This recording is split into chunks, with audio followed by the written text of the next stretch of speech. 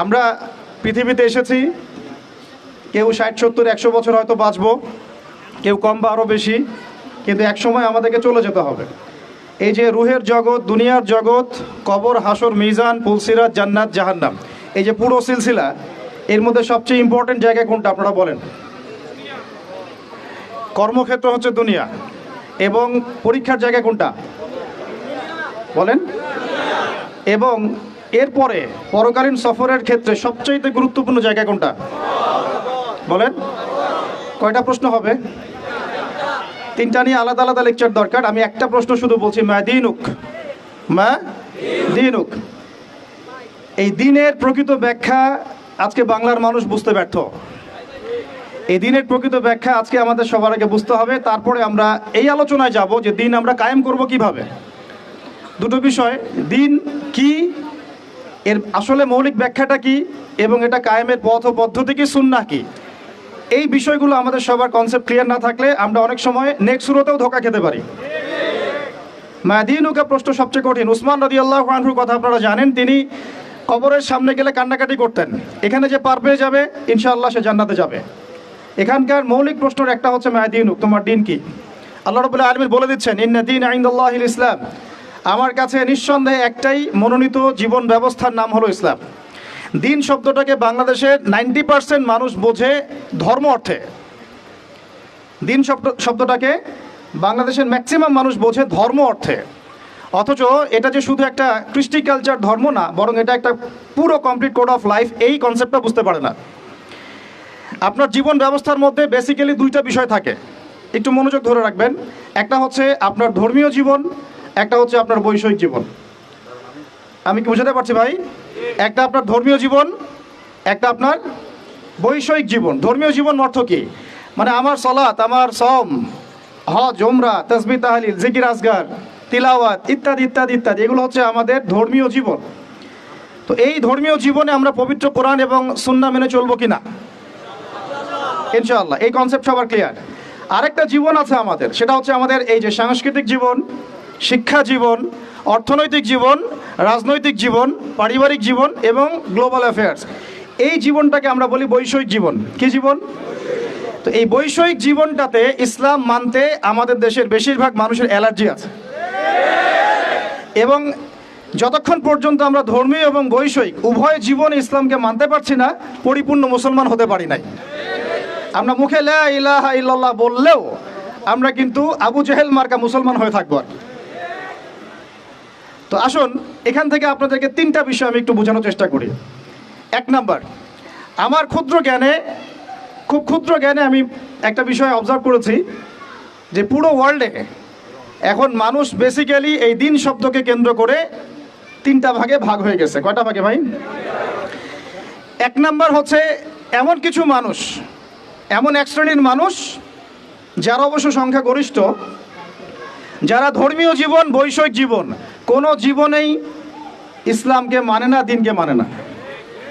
না ধর্মীয় জীবনে ইসলামকে মানে, না আল্লাহকে মানে, রাসূলকে মানে, আর না বৈষয়িক জীবনে আল্লাহ, রাসূল, ইসলামকে মানে। এই শ্রেণীটার সংখ্যা বিশ্বে বেশি।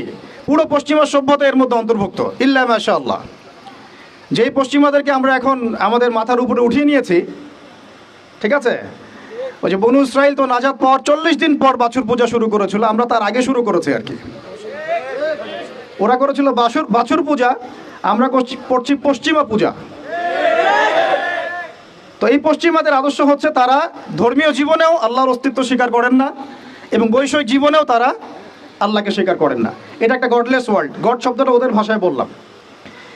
এদের কিছু লেসপেন্সার বাংলাদেশের মাটিতেও আছে, যাদেরকে আমরা বলি নাস্তিক এবং মুরতাদ। যত নাস্তিক মুরতাদ আছে সবই এই আকীদাভুক্ত। তারা না বৈষয়িক জীবন আল্লাহকে মানে, আর না ধর্মীয় জীবন আল্লাহকে মানে। তাদের কালিমার আসলে এই পুরো জুমলার মধ্যে ওদের শব্দ 2টা, একটা হচ্ছে লা, একটা হচ্ছে ইলাহা। নাস্তিকদের কালিমা কি? শুধু লা ইলাহা, কোনো ইলাহ নাই, নাউযুবিল্লাহ। আর আমাদের পুরো জুমলায় 4টা শব্দ চলে আসে, লা ইলাহা ইল্লাল্লাহ। একটু আগে আপনারা বললেন, তো নাস্তিকদের মধ্যে শুধু এতটুকু আছে, লা ইলাহা, কোনো ইলাহ নাই, নাউযুবিল্লাহি মিন যালিক। তো এই হচ্ছে একটা শ্রেণী যারা দিনের ব্যাখ্যাকে এভাবে বুঝেছে যে বৈষয়িক জীবনেও তারা দিনকে মানে না এবং ধর্মীয় জীবনেও আল্লাহর অস্তিত্বকে স্বীকার করে না। এবং এরাই বাংলাদেশের মধ্যে যত নাস্তিকতা এবং মুরতাদ এবং এই সংস্কৃতি চালু করেছে এরাই। এটা একটা শ্রেণী। দ্বিতীয় শ্রেণী হচ্ছে তারা যারা খুব ডেঞ্জারাস। এরা খুবই ডেঞ্জারাস, কারণ এদেরকে নিয়ে আমাদের সমস্যা বেশি। কারণ নাস্তিকরা তাদের অবস্থান স্পষ্ট যে তারা ইসলামকে মানে না। কিন্তু দ্বিতীয় শ্রেণী যারা, তারা আমাদের সাথেই চলাফেরা করে, আমাদের পাশেই সালাত আদায় করে এবং পুরো কালিমাটাই পড়ে লা ইলাহা ইল্লাল্লাহ, কখনো কখনো মুহাম্মদুর রাসূলুল্লাহ বলে। কিন্তু ধর্মীয় জীবনে তারা কোনো কোনো ক্ষেত্রে আল্লাহকে মানলেও, ইসলামকে মানলেও, নামাজ রোজা হজ জাকাত ইত্যাদি করলেও বৈষয়িক জীবনে অর্থাৎ আপনার সাংস্কৃতিক জীবনে, অর্থনৈতিক জীবনে এবং স্পেশালি রাজনৈতিক জীবনে তারা ইসলামকে 5 পয়সা মূল্যায়ন করতে চান না। এবং এই পুরো শ্রেণীটা বাংলাদেশে যত রাম বাম প্রগতিশীল সুশীল বুদ্ধিজীবী আর সেকুলার আছে সব এই শ্রেণীভুক্ত, ইল্লা মাশাআল্লাহ, কিছু মানুষকে বাদ রাখলাম। দ্বিতীয় শ্রেণীটা আমাদের জন্য সবচেয়ে বেশি ডেঞ্জারাস এই কারণে, কারণ প্রথম শ্রেণীটা আমাদেরকে সরাসরি ওই যে জঙ্গি মৌলবাদী এসব বলে না।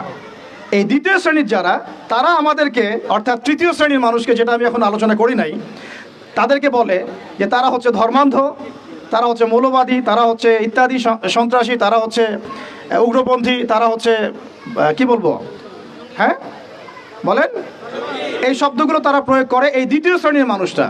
অথচ তারা কিন্তু আমাদের সমাজেই চলাফেরা করে, আমাদের সাথেই নামাজ পড়ে, জুমার নামাজেও আসে, মারা গেলে জানাজাও পড়ানো হয়। তারা নামাজ রোজা হজ জাকাতও করে, মাঝে মাঝে হজ উমরা বছর বছর করে। এবং আমরা মাঝে মাঝে দেখি যে তারা মদিনায় বসে 20 টাকার নামাজ পড়তেছে 9 মিনিটে। তো এই পুরো সেকুলার সোসাইটি কিন্তু দিন শব্দের ব্যাখ্যা নিয়েছে একটা ধর্মের রূপে, কৃষ্টি কালচার রূপে, এটাকে জীবন ব্যবস্থা রূপে তারা নেয় নাই। আমার কথা কি বুঝতে অসুবিধা হচ্ছে? আচ্ছা, আর এর বাইরে যারা আছে তৃতীয় শ্রেণীর মানুষ, তারা দিনের পরিপূর্ণ ব্যাখ্যা গ্রহণ করতে সক্ষম হয়েছে আলহামদুলিল্লাহ। তারাই এই পৃথিবীতে গোরাবা এবং ইনশাআল্লাহ ফাতুবা লিল গোরাবা। তারা হচ্ছে এই পৃথিবীতে গোরাবা, এই কারণে তাদেরকে মানুষ খুব একটা মূল্যায়ন করছে না। এই তৃতীয় শ্রেণীর মানুষ হচ্ছে গুটি কয়েক কিছু মানুষ এই পৃথিবীতে, বাংলাদেশেও এবং সারা ওয়ার্ল্ডেই।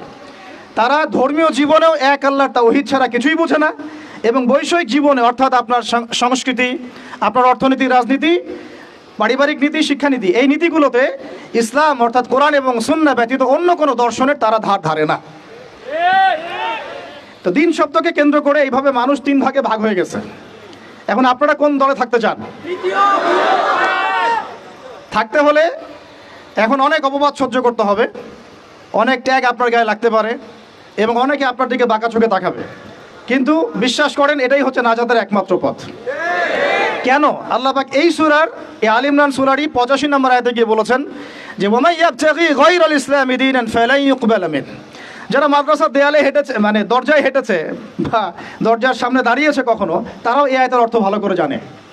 ওয়ামাই ইয়াবতাগি গায়রাল ইসলামি দীনান, কেউ যদি ইসলাম ছাড়া অন্য কোনো জীবন ব্যবস্থা তালাশ করে, হোক সেটা ধর্মীয় জীবনেই বা বৈষয়িক জীবনে, হোক সেটা অর্থনীতিতে বা রাজনীতিতে, যে কোনো জায়গাতে, সংস্কৃতিতে বা শিক্ষানীতিতে, ফালাই ইউকবালা মিন, কোশ্চিন কালেও তার কাছ থেকে কোনো আমল কবুল করা হবে না। এটা আল্লাহ পাকের একদম স্ট্রেট ফরওয়ার্ড স্টেটমেন্ট। তাদের কাছ থেকে কোনো আমল কবুল করা হবে না, যতই লা ইলাহা ইল্লাল্লাহ পড়েন না কেন। আপনি দিন শেষে আব্দুল্লাহ বিন উবাইয়ের অনুসারী হয়ে থাকবেন। আমরা কিন্তু আমাদের নবীজিকে সাল্লাল্লাহু আলাইহি ওয়াসাল্লাম নাম আসলে দরুদ পড়বো ইনশাআল্লাহ। আর তাকে কিন্তু আমরা কখনো হয়তো দেখি নাই, অনেকে স্বপ্নেও দেখি নাই, তাই না?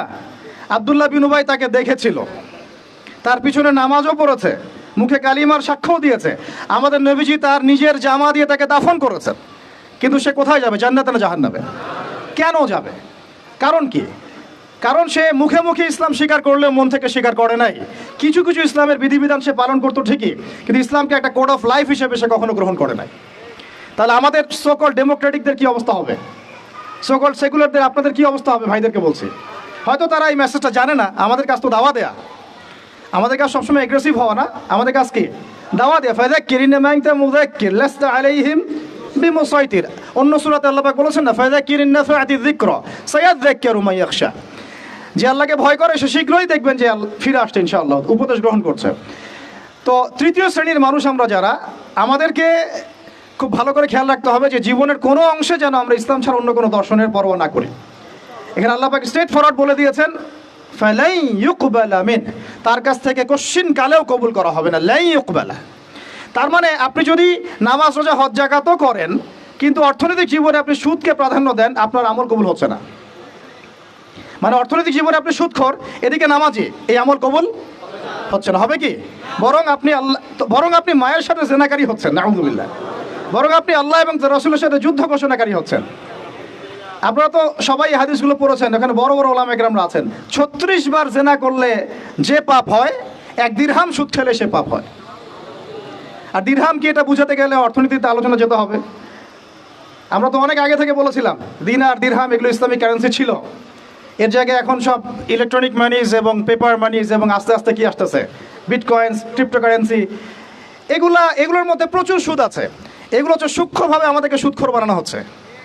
আমাদেরকে সুদখোর বানালে পশ্চিমাদের লাভ কি? আপনার দোয়া কবুল হবে না। তাই সংগ্রাম একমুখী না, আমাদের সংগ্রামটা কিন্তু বহুমুখী। শুধুমাত্র দাওয়া না, শুধুমাত্র সংস্কৃতিই না, শুধুমাত্র রাজনৈতিক ভীষণই না, আমাদের সংগ্রাম কিন্তু অর্থনৈতিকও। রিজিক হালাল না হলে কিন্তু আমাদের আমল কবুল হচ্ছে না। তো আমরা যদি জীবনের যে কোনো ক্ষেত্রে আল্লাহ এবং তার রাসূলের বিধান বাদ দিয়ে অন্য কোনো দর্শন ফলো করি, তাহলে আমাদের আমল কবুল হচ্ছে না। আল্লাহ পাক অন্য আয়াতে কিন্তু এভাবে বলেছেন, আফা হুকমুল জাহিলিয়াতি ইয়াবগুন, তারা কি জাহেলি যুগের হুকুম তালাশ করতেছে? ওয়ালাহু আসলামা মান ফিস সামাওয়াতি ওয়া মান ফিল আরদ তাওআন আও কারহা ওয়া ইলাইহি ইরজাউন। অথচ আল্লাহ পাকের সামনে আত্মসমর্পণ করেছে আসমানের সব সৃষ্টি, জমিনের সব সৃষ্টি, ইচ্ছায় হোক অনিচ্ছায় হোক। শুধু মানুষ করতে চাচ্ছে না আর জিন করতে চাচ্ছে না। অথচ এই দুই জাতিকে আল্লাহ পাক পাঠিয়েছিলেন ইবাদত করার জন্যে, পুরো জীবন ব্যবস্থা ইসলাম দিয়ে সাজানোর জন্যে। আপনারা তো সূরা জারিয়াত পড়েছেন, তাই না? ওয়া মা খালাকতুল জিন্না ওয়াল ইনসা ইল্লা লিয়াবুদুন লিয়াবলুয়াকুম আইয়ুকুম আহসানু আমালা। আল্লাহ পাক আলী ইমরানে বলেছেন না যে কুল্লু নাফসিন যায়িকাতুল মাউত, তারপরে কি হবে? ফামান যুহজিহা আনিন নার ওয়া উদখিলাল জান্নাহ ফাকাদ ফাজ। আমরা যদি জীবনের প্রত্যেকটা পার্টকে ইসলাম দিয়ে ঢেলে সাজাতে ব্যর্থ হই, জান্নাতে যেতে পারবো না। এটা আমাদের একটা মৌলিক মেসেজ আজকে বইমেলা থেকে, যে পরিপূর্ণ জীবনে ইসলাম প্রতিষ্ঠা করুন ইনশাআল্লাহ। শুধু জীবনের একটা আংশিক বিষয় ইসলাম নিয়ে পড়ে থাকলে চলবে না, জীবনের প্রত্যেকটা জায়গায় ইসলাম দিয়ে ঢেলে সাজাতে হবে। উদখুলু ফিস সিলমি, বলেন একসাথে, উদখুলু ফিস সিলমি, পরিপূর্ণরূপে দিনে প্রবেশ করেন। দিনের ব্যাখ্যা আগে বুঝতে হবে। এটা হলো দিন, মা দিনুক। এটা যদি আমরা আকীদা ঠিক না থাকে, তাহলে ওই কবরের সওয়াল জবাবে সে আটকে যাবে, সে বলতে পারবে না। কেউ যদি আল্লাহ পাকের সাথে শিরক করে, সে কিন্তু মান রব্বুক উত্তর দিতে পারবে না। একইভাবে কেউ যদি নবী সাল্লাল্লাহু আলাইহি ওয়াসাল্লামের সুন্নাহ বাদ দিয়ে অন্য কোনো সুন্নাহ তালাশ করে ওইভাবে জীবনযাপন করে, সে কিন্তু মান নবীক উত্তর দিতে পারবে না। তো আমাদেরকে এই কনসেপ্টটা ক্লিয়ার রাখতে হবে যে দিন একটা পরিপূর্ণ জীবন বিধান। এখন আসেন যে এর বেসটা কি হবে, এর ভিত্তিটা কি হবে। এর জন্য আপনাকে চলে যেতে হবে ওই বিদায় হজের ভাষণে। বিদায় হজের ভাষণ তো মোটামুটি আপনারা জানেন, আমি আশা করছি। আপনারা তো একটা ইলমি পরিবেশে থাকেন, এই জন্য আমি টাচ করে যাচ্ছি, সবগুলো বলার সময় পাচ্ছি না। এখানে একটা হাদিস আছে, বিদায় হজে অনেকগুলো ভাষণ ছিল, তার মধ্যে একটা ভাষণে নবী সাল্লাল্লাহু আলাইহি ওয়াসাল্লাম বলেছেন, বলুন সাল্লাল্লাহু আলাইহি ওয়াসাল্লাম, যে তারাকতু ফিকুম আমরাইন, আমি তোমাদের মাঝখানে ছেড়ে যাচ্ছি মাত্র দুটো বস্তু। লান তাদিল্লু মা তামাসসাকতুম বিহিমা, তোমরা কোশ্চিন কালেও পথভ্রষ্ট হবে না যতদিন পর্যন্ত এই দুটাকে আঁকড়ে ধরে থাকবে। এই দুটা কি? কিতাব আল্লাহ, আল্লাহর কিতাব, আর কি বলেন, নবীর সুন্নাহ। তো এখন কিতাব এবং সুন্নাহ আমাদের সামনে স্পষ্ট, এবং এই কিতাব এবং সুন্নাহর সাথে সাহাবায়ে কেরাম রাদিয়াল্লাহু আনহুম আজমাইন তাদের মানহাজ নিতে হবে কি হবে না? এই জায়গায় কিন্তু আমাদের অনেক প্র্যাকটিসিং মুসলিম ভাইয়েরও আকীদার মধ্যে গলদ আছে। অনেকে মনে করেন যে খালি কোরআন এবং সুন্নাহ আমি সরাসরি নিব, সাহাবীদেরকে আমি নিব না। এই আকীদা ঠিক না ভাই। সাহাবীদেরকে ছাড়া আপনি কোরআন এবং সুন্নাহ সরাসরি মানতে পারছেন না। কারণ অন্য হাদিসে নবী সাল্লাল্লাহু আলাইহি ওয়াসাল্লাম বলেছেন, আলাইকুম বিসুন্নতি, তোমাদের উপর আমার সুন্নাতটা কি ওয়াজিব, এটা পালন তোমাদের করতেই হবে, ম্যান্ডেটরি। ওয়া সুন্নতি খুলাফায়ে রাশিদিন মাহদিন মিন বাদি, এবং আমার পরে খুলাফায়ে রাশিদার সুন্নাত তোমাদেরকে মানতে হবে।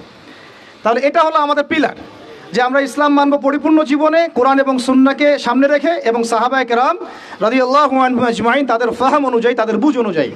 ক্লিয়ার কথা? এবার আসেন, এই ইসলামটার দাওয়াত আমরা দিব, এটাতে আপনারা সবাই এগ্রিড। এখন কথা হচ্ছে এটা আমরা প্রতিষ্ঠা করব কিভাবে। এই তো মূল কথাটা কি, এই দিনটাকে আমরা আমাদের জায়গায় বাংলার জমিনে প্রতিষ্ঠা করব কিভাবে। জরুরি না যে বাংলার জমিনে ইসলামী খেলাফত কায়েম হবে, অন্য কোনো জায়গা হতে পারবে না, এটাও কিন্তু জরুরি না। আল্লাহ পাক চাইলে এই খেলাফত সিরিয়ায় কায়েম করতে পারেন, ফিলিস্তিনে কায়েম করতে পারেন, আল্লাহ পাক চাইলে আরও অন্য কিছুও করতে পারেন। আপনারা সিরাতের আলোকে জানেন, যখন নবী সাল্লাল্লাহু আলাইহি ওয়াসাল্লাম তায়েফে গিয়েছেন, এবং তাকে মারা হয়েছে, তিনি ফিরে এসেছেন মক্কায়, তখন কি সাহাবীরা চিন্তা করতে পেরেছিলেন যে কয়দিন পরে আমরা মদিনায় যাব, সেখানে ইসলামিক স্টেট কায়েম হবে? বলেন আমাকে। যখন মক্কায় সাহাবীরা নির্যাতিত হচ্ছেন, যখন নবীজি বলছেন আবিসিনিয়ায় চলে যাও, সেখানে একজন রাজা আছে, তাই না, তার কাছে কেউ জুলুমের শিকার হয় না, তখন কি সাহাবীরা কেউ কল্পনা করেছিলেন মদিনায় ইসলামী রাষ্ট্র কায়েম হবে? তাই আমরা যেন এই ফিকিরটা শুধু এভাবে চিন্তা না করি যে এতটুকুই জমিন আমাদের, না, পুরো বিশ্বটাই আমাদের। সুবহানাল্লাহ, পুরো বিশ্বটাই আমাদের। আর আমরা আখিরুজ্জামানের হাদিসগুলো থেকে এটা স্পষ্ট জানতে পারি যে ইনশাআল্লাহ তাআলা বাইতুল মুকাদ্দাস হবে আমাদের খেলাফার প্রাণকেন্দ্র ইনশাআল্লাহ, এবং আমাদের কন্টিনেন্টে খোরাসান। এটার অনেক ব্যাখ্যা, এটা পরে আপনারা আস্তে আস্তে আসবেন এবং এটা নিয়ে আপনারা আলোচনা শুনেছেন, আমি এটা আশা করি। মূল কথাটা বলে আমি শেষের দিকে, ফিনিশিংয়ের দিকে যাব, যে আমরা আসলে এটাকে এখন কায়েম করব কিভাবে। এই প্রশ্নটা কি গুরুত্বপূর্ণ না গুরুত্বপূর্ণ না? অনেকে অনেকভাবে ব্যাখ্যা করছেন। কেউ বলছেন যে এটা কায়েম করতে হবে অমুক পদ্ধতিতে, কেউ বলছেন তমুক পদ্ধতিতে, কেউ বলছেন যে শুধু দাওয়াতের মাধ্যমে, কেউ বলছেন শুধু জিহাদ, কেউ বলছেন সরাসরি শুধু কিতাল, কেউ বলছেন ডেমোক্রেসি, কেউ বলছেন ভোটাভুটি, কেউ বলছেন বুলেট, কেউ বলছেন ব্যালট। তাহলে আসলে যাবোটা কোথায় এবং সুন্নাহ ভিত্তিক পদ্ধতিটা কি? এটার উত্তর দেওয়ার আগে আমি একটা প্রশ্ন করি আপনাদেরকে। আমাকে আপনারা বলেন যে দিন কায়েম করাটা কি ইবাদত না এটা একটা দুনিয়াবি কাজ? বলেন। আচ্ছা, এখন আমাকে বলেন যে ইবাদত কবুল হওয়ার শর্ত কয়টা? বলেন বলেন। দুইটা বা তিনটা? ঠিক আছে তো ভাই, বলেন, সাহস করেন। দুইটা বা তিনটা, তাই না? প্রথমটা হচ্ছে আল্লাহ পাকের সন্তুষ্টির জন্য হতে হবে। তাহলে আমরা দিন কায়েম করতে গেলে কার সন্তুষ্টি থাকবে আমাদের মাথায়? শুধু এক আল্লাহকে রাজি খুশি করার জন্য দিন কায়েমের চেষ্টা করা, শুধু এক আল্লাহর সন্তুষ্টির জন্য, অন্য কাউকে দেখানোর জন্য না, অন্য কাউকে শোনানোর জন্য না, বা গনিমত পাওয়ার জন্য না, শুধু আমার ক্ষমতা দখল করার জন্য না, শুধু এক আল্লাহকে রাজি খুশি করার জন্য আমার দিন কায়েমের মুভমেন্ট থাকবে। এই জায়গায় কিন্তু অনেকের ইখলাস নষ্ট হয়ে যায়, আন্দোলন ব্যর্থ হয়ে যায়। আমাকে বলেন যে এখন এতদিন যা হলো, এখন যা হচ্ছে, ভবিষ্যতে যা হবে, এখানে পুরো সিস্টেমটার মধ্যে ইখলাস কি এটা ছিল যে আল্লাহর জমিনে আল্লাহ তাওহীদ কায়েম করা? এখন আপনারা বুঝতে পারতেছেন, প্রথম দিন আমরা স্ট্যাটাস দিয়েছিলাম যে পশ্চিমার কোনো সেবা দাসকে আমরা গ্রহণ করব না। এখন আস্তে আস্তে সব বুঝতে পারবেন, কেবল তো শুরু, দেখেন সামনে কি হয়। শোনেন, এই উসুলটা মাথায় রাখেন, যখন একটা কম জুলুম করতে থাকে, যখন একটা কম জুলুমের উপর জুলুম করতে থাকে, আল্লাহ পাক তার উপরে আরো বড় জালেম চাপায় দেন। এরপরে যখন এই কমটা মাজলুম হয়ে যায়, আল্লাহকে ডাকতে থাকে, আল্লাহর কাছে আত্মসমর্পণ করে, তখন আল্লাহ পাক তার জন্য ওই ফেরাউন থেকে নিষ্কৃতির জন্য মুসা আলাইহিস সালামের মতো মানুষকে পাঠান। এরপর তারা মুক্তির পথে যায়। আবার যখন এই কম ওই ফেরাউনের কবল থেকে নাজাত পেয়ে বনু ইসরাইলের উদ্ধত আচরণ শুরু করে, তখন আরো বড় জালেমকে আল্লাহ চাপায় দেন। আমরা যেন এই ভুল করতে না যাই, আমরা যেন এই ভুলটা না করি। আল্লাহ পাক যদি আমাদেরকে ফেরাউনের কবল থেকে নাজাত দিয়ে থাকেন, আমরা যেন উদ্ধত বনু ইসরাইল না হয়ে যাই। এটা আমার খুব হৃদয়ের ভিতর থেকে একটা আকুতি আর কি। তো মূল কথায় আসি যে আল্লাহ পাকের সন্তুষ্টি হবে আমার উদ্দেশ্য, ইখলাস ঠিক রাখতে হবে প্রত্যেকটা কাজের। আপনারা বইমেলায় কেন এসেছেন? আল্লাহকে রাজি খুশি করার জন্য। আমি কেন কথা বলছি? আল্লাহকে রাজি খুশি করার জন্য। আমরা ওস্তাদকে শ্রদ্ধা সম্মান কেন করি? আল্লাহকে রাজি খুশি করার জন্য। নাকি ওস্তাদ আপনাকে প্রশংসা করবেন সেজন্যে, নাকি এখানে আপনি কোনো স্বার্থ পাবেন সেজন্যে? শুধু এক আল্লাহকে রাজি খুশি করার জন্য যখন আমরা সবাই কাজ করব, দেখবেন অটোমেটিক্যালি তাওহীদ প্রতিষ্ঠা হয়ে গেছে ইনশাআল্লাহ। আপনারা যখন সিরাত পড়বেন দেখবেন খায়বার যুদ্ধের পরে মদিনা ফেরার পথে আরও দুই একটা যুদ্ধ হয়েছে। ওই দুই একটা যুদ্ধের মধ্যে কিছু ইহুদি ওত পেতে আক্রমণের চেষ্টা করেছিল। সেখানে নবী সাল্লাল্লাহু আলাইহি ওয়াসাল্লামের একজন খাদেম ছিল। সেই খাদেম তীরবিদ্ধ হয়। সাহাবীরা বলতে লাগলো যে মাশাআল্লাহ, এ তো পুরো জান্নাতে চলে যাবে। নবী সাল্লাল্লাহু আলাইহি ওয়াসাল্লামের খাদেম ছিল, তীরবিদ্ধ হয়ে শহীদ হলো। নবীজি বলছেন না, সাল্লাল্লাহু আলাইহি ওয়াসাল্লাম বলছেন না, বরং আমি দেখছি তাকে জাহান্নামের আগুনে জ্বলতে। বলেন আউযুবিল্লাহ। সাহাবীরা অবাক হয়ে জিজ্ঞাসা করলেন, কি কারণ ইয়া রাসূলুল্লাহ? তিনি বললেন, খায়বারের গনিমতের মাল থেকে একটা চাদর সে না বলে নিয়েছিল, এই কারণে। খায়বারের গনিমতের মাল থেকে একটা চাদর সে না বলে নিয়েছিল, জাস্ট এই কারণে। তখন সবাই কিছু কিছু করে জিনিস আনা শুরু করলো, জমা দেওয়া শুরু করলো। একটা মেসওয়াক, একটা ডাল পর্যন্ত মানুষ জমা দিয়ে দিল। নবীজি বলেন, এগুলো ছিল জাহান্নামের অংশ যা তোমরা জমা দিলে। তাহলে আমাদের পুরো মুভমেন্টের উদ্দেশ্য কি হবে বলেন? আজকের আলোচনা সব ভুলে গেলে একটু ভুলে যায় না, আমাদের পুরো উদ্দেশ্যটা কি হবে? শুধু এক আল্লাহকে রাজি খুশি করার জন্য। এই উদ্দেশ্য থাকলে তখন আপনি আমির মানতেও সমস্যা হবে না, জামায়াতে আসতেও সমস্যা হবে না, ইমারতেও সমস্যা হবে না, আপনার বায়াত নিতেও সমস্যা হবে না। এখানে যদি স্বার্থ থাকে তখন আপনি কিন্তু এখানে এড়ায় যাবেন না। আমি কেন তাকে মানবো? আমি কি কম বড় আলেম? হ্যাঁ, আমি কেন জামায়ায় যাব? আমার কি আলাদা জামায়া করার সুযোগ নাই? আমি কি সিরাত কম বুঝি? আমি কি দিন কায়েম কম বুঝি? আমি কেন ঐক্যের জন্য নরম হব? আমি কি বেহকের উপর আছি? এই যে বিষয়গুলো তখনই আসে যখন এখলাস ঠিক থাকে না। এখলাস ঠিক না থাকলে কোনো কাজের বারাকা আসবে না ভাই। আল্লাহ পাক আমাদেরকে বোঝার তৌফিক দান করে। 2 নাম্বার হচ্ছে ভাই যে আমল, যেহেতু বললেন দিন কায়েম একটা ইবাদত, তাহলে ইবাদত করতে হবে কার তরিকা অনুযায়ী? বলেন। এটা আপনারা সবাই এক বাক্যে স্বীকার করছেন, নবী সাল্লাল্লাহু আলাইহি ওয়াসাল্লামের সুন্নাত এবং তরিকা ছাড়া দিন কায়েমটা ইবাদত বলে গণ্য হবে না। সেটা আমার একটা ব্যর্থ প্রচেষ্টাও হয়ে যেতে পারে। সূরা কাহফে একটা আয়াত আছে, কিন্তু ওই যে কিছু মানুষ মনে করে তারা খুব সুন্দর আমল করছে, ওয়াহুম ইয়াহসাবুনা আন্নাহুম ইউহসিনুনা সুনআ। এদের ব্যাপারে আল্লাহ পাক বলেছেন, কুল হাল নুনাব্বিউকুম বিল আখসারিনা আমালা। সবচেয়ে ক্ষতিগ্রস্ত আমলকারী সম্পর্কে আমি জানাবো কিনা? এটা তারা যারা দুনিয়াতে অনেক সুন্দর আমল করে, মনে করে আমরা অনেক সুন্দর আমল করছি, অথচ ওদের আমল বিফল হয়ে গেছে এখলাস ঠিক না থাকার কারণে, নবীর তরিকা অনুযায়ী না হওয়ার কারণে। তাহলে এখন যদি আমরা এগ্রি করি যে হ্যাঁ, দিন কায়েমটা নবী সাল্লাল্লাহু আলাইহি ওয়াসাল্লামের পদ্ধতিতেই করতে হবে, তাহলে আমাকে সিরাতে আসতে হবে কি আসতে হবে না? সুন্নাতে আসতে হবে কি আসতে হবে না? বরং আমি বলবো এভাবে যে সিরাতের সুন্নতে আসতে হবে। সিরাতের সুন্নতে আসতে হবে দিন কায়েম করতে হলে। অন্য কোনো সুন্নত নাই আমাদের সামনে। এখন অনেক ভাই কেউ বলছেন যে আব্রাহাম লিঙ্কনের তরিকাতে দিন কায়েম হবে। কি যুক্তি তো তারা দিচ্ছেন অনেক। কেউ বলছেন যে আরে ভাই, নাই মামার চেয়ে তো কানা মামা ভালো। কেউ বলছেন ভাই, আগে এত পুরো রুটির দিকে তাকানোর দরকার কি? রুটির 2-1টা টুকরা হইলেই তো হয়। এবং তাদেরকে পশ্চিমারা খুব সহজেই কিন্তু বাগে আনতে পারবে। 10টা করে সিট দিয়ে দিবে, ভাগ করে নেন আপনারা 60টা সিট। তারাও সন্তুষ্ট যে আমরা তো আগে কিছুই পাইতাম না, অন্তত এখন 50টা তো পাইছি। বিশ্বাস করেন, আমি কেন বড় বড় আল্লাহর ওলিকেও যদি আপনি সিস্টেমের মধ্য দিয়ে ওখানে প্রেসিডেন্ট হিসেবে বসায় দেন, সে একজন বান্দা গরু ছাড়া কিছুই না, কিছুই করতে পারবে না। আমরা বলছি সিরাতে সুন্নতে গেলে পুরা রুটিটাই আমাদের হবে। রুটির টুকরা আমরা চাই না, পুরো রুটিটাই চাই। রুটি আমার, তুমি খাইলে খাও, না খাইলে যাও, সোজা কথা। সিরাতের সুন্নতে আসলে আপনি পুরোটাই পাবেন। এখন কেউ বলছে আব্রাহাম লিঙ্কনের তরিকাতেই হবে, হয়তো বুঝের কিছু ঘাটতি থাকতে পারে, এটা একাডেমিক আলোচনা ওস্তাদ বলেছেন, এটা আমরা কিন্তু সবাই সমালোচনা করতে যাব না। অনলাইনের এই জগৎটাকে আপনারা নোংরা করে ফেলবেন না। সবাই সব বিষয়ে কথা বলবে না, সবাই সব বিষয়ে কথা বলবেন না। যে বিষয়ে যে ব্যক্তি কথা বলার যোগ্য তিনি কথা বলবেন। যাদের সাথে কথা বললে কাজ হবে তাদের সাথে কথা বলবো, ঠিক আছে? আমভাবে আমরা সবাইকে দাওয়া দিব এবং চুপ থাকার অভ্যাস করেন। সবসময় কথা বলতে হবে না, মাঝে মাঝে চুপ থাকার অভ্যাস করেন। আমাদের একজন বরেণ্য ওস্তাদ তিনি বলেন যে মুতাকাল্লিম হওয়ার যে খায়েশ, এটা একটা হৃদয়ের কলবের একটা রোগ। একটা মুতাকাল্লিম হওয়ার যে খায়েশ মানুষের মধ্যে থাকে, যে আমাকে সব বিষয়ে কথা বলতে হবে, এটা অন্তরের একটা রোগের নাম। তো এটা যদি একটা ইবাদত হয়, তাহলে সিরাতের সুন্নতে আসতে হবে, আমরা এগ্রিত, ঠিক আছে? এখন তৃতীয় কথা হচ্ছে, 3 নম্বর শর্তটা আরো ডেঞ্জারাস, সেটা হচ্ছে রিজিক হালাল হতে হবে। রিজিক, এই জায়গায় সবাই একটু ফিকির করেন, দেখেন একটু আপনারা আপনাদের রিজিকগুলোকে দেখেন যে কতজনের রিজিক 100% হালাল আছে। এগুলো আমাদের কিন্তু প্র্যাকটিক্যাল কথা, আমরা কিছু খালি তাত্ত্বিক কথা বলে চলে যাবো এমন না। প্র্যাকটিক্যালি ইমপ্লিমেন্টটা বেশি জরুরি এখন। আমি খুবই স্বপ্ন দেখছি, আমরা সবাই স্বপ্ন দেখছি যে আপনাদেরকে দিয়েই হবে ইনশাআল্লাহ। কারণ এই জেনারেশন করে দেখিয়েছে এবং তারা আমাদেরকে দেখিয়েছে কোন ভাষায় কথা বললে কাজ হয়।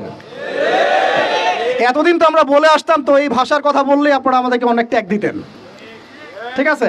দেখেন, জালেম জুলুম করলো, মাজলুম দাঁড়ায় গেল। এই তো, জালেম জুলুম করলো, মাজলুম দাঁড়ায় গেল প্রতিবাদের জন্য, প্রতিবাদের ভাষায়। আপনারা আমাকে বলেন তো, জালেমের বিরুদ্ধে মাজলুম যখন দাঁড়িয়েছে, তারা কি খালি হাতে দাঁড়িয়েছিল? জালেম যখন 2টা মাইট দিয়েছে, মাজলুম কি 2টা মাইট দেয় নাই? জালেমদের অনেকে যখন মাজলুমদের অনেককে শহীদ করেছে, তো জালেমদের দলেও কি কিছু মানুষ মারা যায় নাই? তো এটা কি একটা কনফ্লিক্ট হয়নি রাস্তাঘাটে? তো গণতান্ত্রিক প্রক্রিয়া এই কনফ্লিক্টটাকে আপনি জায়েজ করে নিলেন তো, গণতান্ত্রিক প্রক্রিয়া এই কনফ্লিক্টটাকে আপনি জায়েজ করে নিলেন তো, মাশাআল্লাহ। এই কনফ্লিক্টটাকে যদি আমরা জিহাদ শব্দ বলি, আপনি আমার দিকে তেড়ে আসেন। বিষয়টাই না সেম বিষয়, একই বিষয়। আপনি জালেমের এগেইনস্টে দাঁড়াইছেন, মাজলুম জুলুমের শিকার হতে হতে হতে আমাদের ভাই আবু সাইদ জীবন দিল, মুগ্ধরা জীবন দিল, সবার একটা সিম্পেথি তৈরি হলো। এখানে আম জনতা, রিক্সা চালক, শ্রমিক, মানে ওলামায়ে কেরাম, কে বাকি ছিল? সবাই তাদের পক্ষে ছিল, তাই না? কেউ লিখেছে, কেউ বলেছে, কেউ মাঠে ছিল। তারা ছিল মাজলুম, দেয়ালে পিঠ থেকে গেছে, তখন তারা কিন্তু হাতে কিছু না কিছু তো উঠিয়েছিল, নাকি উঠায় নাই? তো উঠিয়ে তারা একটা প্রতিবাদের ভাষা আমাদেরকে দেখিয়েছে, এইভাবে প্রতিবাদ করতে হয়। তো ওই প্রতিবাদটার পরে আপনারা কি এখন বলবেন যে ছাত্র জনতার মধ্যে কেউ জুলুম করেছে? ছাত্র জনতা জঙ্গি, ছাত্র জনতা সন্ত্রাসী? এই সম্বন্ধে একটা সন্ত্রাসী ছিল, ওরা জঙ্গি ছিল, হ্যাঁ, ওরা উগ্রবাদী ছিল। কেন বলছেন না এখন আপনারা এই কথাগুলো? আমার প্রশ্ন হচ্ছে, এখন এই কথাগুলো আপনারা কেন বলছেন না? কারণ আপনারা বুঝতে পারছেন তারা ন্যায্য কাজটাই করেছে। যখন জালেম জুলুম করতে করতে করতে মাজলুমকে একদম দেয়ালে পিঠ ঠেকিয়ে দেয়, তখন মানুষকে হামাস হতে হয়, তখনই বিভিন্ন জিহাদি সংগঠনের অস্তিত্ব আসে, তখনই কিন্তু খোরাসান স্বাধীন হয়। তো এখন আমরা বাংলাদেশেও বুঝতে পারছি যে হ্যাঁ, তখনই কিন্তু ছাত্র ভাইরা হাতে প্রতিবাদের ভাষা উঠিয়ে নিয়েছিল। তো এটাকে গণতান্ত্রিক প্রক্রিয়া আপনারা জায়েজ করছেন, ঠিক আছে, এটা কোনো সমস্যা না, এটা ভালো, ওরা প্রতিবাদ করেছে, ওদেরকে আমরা কিন্তু খারাপ বলতে পারি না। কেউ বলছে খারাপ? এই একই স্লোগান যদি সিরাতের সুন্নতে আমরা বলি যে দাওয়াতের সাথে জিহাদ লাগবে, তখন তো তেরে আসবেন আমাদের দিকে, আসবেন না? আসবে। আপনারা লিখে নেন আমার কথাগুলো। এই একই জিনিসটাই, এই প্রতিবাদের এই ভাষাটাই যখন আপনি দাওয়াতের সাথে জিহাদ শব্দ ইউজ করবেন, আপনার দিকে তেরে আসবেই। এবং এখন যাদের পা ধরা হচ্ছে, তারা তো পুরো বিশ্বব্যাপী এটাকে মিটিয়ে ফেলার মিশন নিয়েছে। তা আপনারা কি মনে করছেন যে তারা আমাদের প্রতিবেশীর চাইতে আমাদের বন্ধু হয়ে যাবে? কখনো, কোশ্চিনকালেও না। এটা জেগে জেগে স্বপ্ন দেখছে তারা। তো আল্লাহ পাক তাদেরকে সহি সামাজ দান করেন। আমি সবসময় আমরা সব কিছু করবো না, আমরা তো পরিবেশ পরিস্থিতি বুঝে ইনিশিয়েটিভ নিব, তাই না? কিন্তু সিরাতের কোন অংশকে আপনি বাদ দিতে পারেন না। তো একটা অংশকে বাদ দিয়ে দিবেন, একটা অংশকে নেবেন, দিনের কিছু অংশকে রাখবেন, কিছু অংশ রাখবেন না, এটা তো ইসলাম হলো না। যখন যেটা ইমপ্লিমেন্ট করার অবস্থা সৃষ্টি হবে তখন সেটা করতে হবে, এটাই তো ইসলাম। আর আমরা দেখলাম যে কোন ভাষায় কথা বললে দাবি আদায় করা যায়। আর একটা ভাষা আছে বাংলাদেশে দাবি আদায় করার, কিছু হইলেই শাহবাগে চলে যাওয়ার। তো মাঝে মাঝে আমরাও বাসায় একটু মশকরা করি যে তোমার কিছু লাগবে, কেন কিছু লাগলে চলো শাহবাগে যাই, দাঁড়ালেই আমাদেরকে ইয়া দিবে আর কি, মানুষ বাহবা দিবে, আমার দিকে জনসমর্থন তৈরি হবে। তো মূল জায়গায় আসে ভাই, যে এখন আপনাদের সাথে এই ব্যাপারটা আমার ক্লিয়ার যে এটা একটা ইবাদত, এটাকে করতে হবে সিরাতের সুন্নতে, তাই তো? আর সিরাতের সুন্নতে করতে গেলে আপনাদেরকে সিরাত পড়তে হবে কিনা ভাই? আমাকে বলেন যে সিরাতের 40 থেকে 50টা কিতাব আছে এখন, যদি আপনারা ঘুরেন এখানে। আলহামদুলিল্লাহ আমার বাসায় মোটামুটি সবগুলোই আছে, এবং সিরাতের একজন গভীর ছাত্র আমি। সিরাতের 10টা কিতাব কারা কারা পড়েছেন? হাত তুলেন। কমপক্ষে 10টা। আচ্ছা 10টা বেশি বলে ফেলছি, 5টা সিরাতের বই কারা কারা পড়েছেন? মাশাআল্লাহ। একটা পড়েছেন কারা কারা ভাই? একটা, অন্তত একটা কিতাবের নাম বলছি, খুব পাতলা একটা কিতাব, সিরাতে খতামুল আম্বিয়া, কয়জন পড়েছেন? আর রাহিকুল মাখতুম কয়জন পড়েছেন? নবী রহমত কয়জন পড়েছেন? এরকম অনেক কিতাব আছে। সিরাতের বই না পড়লে ভাই তরিকা বোঝা যাবে না।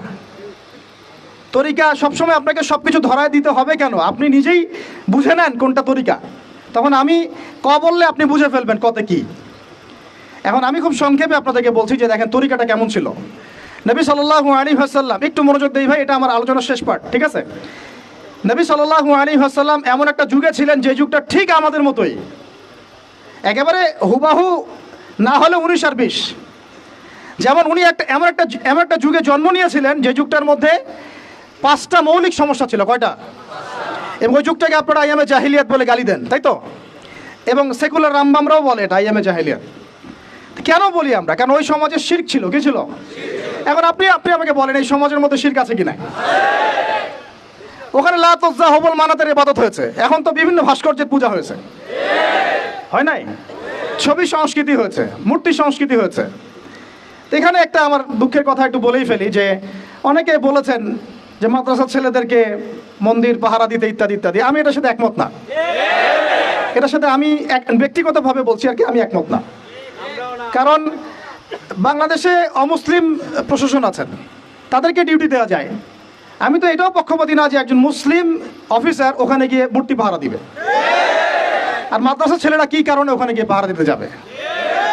এই যে একবারিয়ে বেশি দরদ দেখানো, এটা আমাদের মনে হয় ভালো হচ্ছে না। আর আমরা যত ইলিশ দেই না কেন, তারা আমাদেরকে কখনো স্বাধীনতা দিবে না। এইগুলা বাদ দেন, এগুলোর দিন শেষ। সরাসরি কথা বলতে হবে। কই, তারা তো পাকিস্তানের বাদ ছাড়তে পারে নাই, তারা তো চায়নার বাদ ছাড়তে পারে না, তারা তো অন্য ইভেন নেপালেরও বাদ ছাড়তে পারে না। তাহলে এই যে তিস্তার বাদ আর এই বাদগুলো এত সহজে ছাড়ে কিভাবে? ব্যাপারটা তো এখানে ফয়সালা হবে না যে ছেড়ে দিল, বন্যা হয়ে গেল, আমরা ত্রাণ দিলাম, ফখর করলাম কে কত টাকা ত্রাণ দিয়েছে। ত্রাণ দিয়েছি ঠিক আছে, আলহামদুলিল্লাহ। আমার মূল জায়গা হচ্ছে সে যেন পানি ছাড়তে না পারে এরপর থেকে। এটা ছিল আমাদের মূল কথা। কিন্তু এই জায়গায় কি আমরা কাজ করলাম? আমরা ত্রাণ দিলাম, আলহামদুলিল্লাহ, ঠিক আছে, কিন্তু আমরা কিন্তু ওই জায়গায় গেলাম না যে এরপর থেকে যেন এই বাদ খোলার সাহস তারা না পায়। তো মূল জায়গায় আসে, আল্লাহ পাক আমাদেরকে আমল করার তৌফিক দান করেন। আমি বন্ধ। আচ্ছা, আজানের জবাব দিই আমরা ইনশাআল্লাহ। কোন জায়গায় ছিলাম বলেন আমাকে? হ্যাঁ, তিস্তার বাদ। আচ্ছা আচ্ছা, প্রথম সমস্যাটা ছিল আইয়ামে জাহিলিয়াতে, যে ওই যুগে শিরক ছিল, এটা ছিল মূল কথা। আইয়ামে জাহিলিয়াত কেন বলছেন? ওই যুগে কি ছিল? এখন বিশ্বাস করেন আমাদের বাংলার মাটিতে ধর্মীয় অঙ্গনের শিরক আছে, কবর পূজা, মাজার পূজা আছে না? রাজনৈতিক অঙ্গনের শিরক আছে। কি শিরক? আল্লাহর বিধান বাদ দিয়ে তাগুতি বিধানে দাসত্ব করা। অর্থনৈতিক অঙ্গনের শিরক আছে, আল্লাহর হালালকে হারাম করে ওইটাকে আবার বেশি উত্তম মনে করা। এগুলো কি ঈমান ভঙ্গের কারণের মধ্যে পড়ে না? আপনারা তো জানেন। তারপরে সংস্কৃতির মধ্যে শিরক নাই, আর শিক্ষার শিরক তো আপনারা দেখতেই পাচ্ছেন। শিক্ষার মধ্যে কি কি শিরক আছে? এখন তো আপনাকে ট্রান্সজেন্ডার পড়তে হবে, টেক্সট বইয়ের মধ্যে চলে আসতেছে। কি করবেন আপনি? তো প্রত্যেকটা ডিপার্টমেন্ট, আমাদের ডিপার্টমেন্ট এই কয়টাই: ব্যক্তি জীবন, ধর্মীয় জীবন, পারিবারিক, অর্থনৈতিক, শিক্ষা, সংস্কৃতি, রাজনীতি, প্রত্যেকটা ডিপার্টমেন্টেই শিরক আছে বাংলাদেশে। তাহলে আইয়ামে জাহিলিয়াতের ওই শিরক না হয় একটা ধর্মীয় প্রেক্ষাপটে ছিল, এটা তো পুরো একটা গ্লোবাল প্রেক্ষাপটে শিরক হয়ে যাচ্ছে। তাহলে আমরা কি এখন আইয়ামে জাহিলিয়াত থেকে এই সেন্সে মুক্ত হতে পেরেছি? দ্বিতীয় প্রবলেম ছিল রিবা। আইয়ামে জাহিলিয়াতের দ্বিতীয় প্রবলেম রিবা। এখন আপনি যে কোনো ব্যাংকের দিকে তাকান বা ব্যাংকিং সিস্টেমের দিকে তাকান, ইনক্লুডিং ওয়ার্ল্ড ব্যাংক, IMF, তারপরে আপনার ফেডারেল রিজার্ভ এবং আমাদের সেন্ট্রাল ব্যাংকগুলা, ইকোনমিক্স নিয়ে আমরা পড়েছি ভাই, না পড়ে কথা বলছি না। ইকোনমিক্স আমাদের ইউনিভার্সিটির সাবজেক্ট। একেবারে ভিতরে গোড়ায় শিরক আছে, সুদ আছে। কি আছে? সুদ আছে, গোড়ায় সুদ আছে। এমনভাবে সুদের অক্টোপাসে চেপে ধরেছে যে মানে আপনি যেটাই ডিল করতে চান একটা সুদের অংশ আপনাকে দিতে হবে। পশ্চিমাদের কাছে আপনি লোন নিতে চান, বিনা সুদে কোনো লোন তারা দিবে না। বরং আমরা দেখেছি খোরাসান স্বাধীন হওয়ার পরে তাদের যে রিজার্ভ ছিল ওটা তারা জব্দ করেছিল। আপনারা তো অনেকে জানেন যে তারা এখন কারেন্সির দিক থেকে অনেক উন্নত হয়ে গেছে। কেউ কি কখনো জিজ্ঞাসা করেছেন বা প্রশ্ন তুলেছেন যে কি ফর্মুলা তারা ইমপ্লিমেন্ট করেছেন? তারা কিন্তু ডাবল কারেন্সি চালান, তাদের দেশে ডাবল কারেন্সি চলে, জাকাত ভিত্তিক অর্থনীতি চলে, এবং সব দুর্নীতি তারা বন্ধ করেছেন, এবং যত কালো টাকা এগুলোকে সাদা করে ফেলেছেন।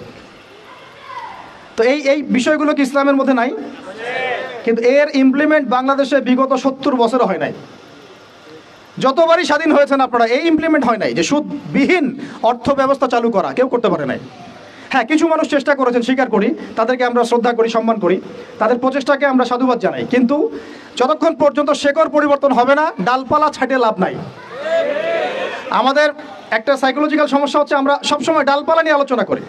আজকে কাদিয়ানি মুভমেন্ট, কালকে অমুক, কালকে তমুক, হ্যাঁ, কালকে এই ট্রান্সজেন্ডার, তারপরে সমকামিতা ইত্যাদি একটা ইস্যু নিয়ে আমরা আলোচনা শুরু করি, একদম অনলাইন কাঁপায় ফেলি।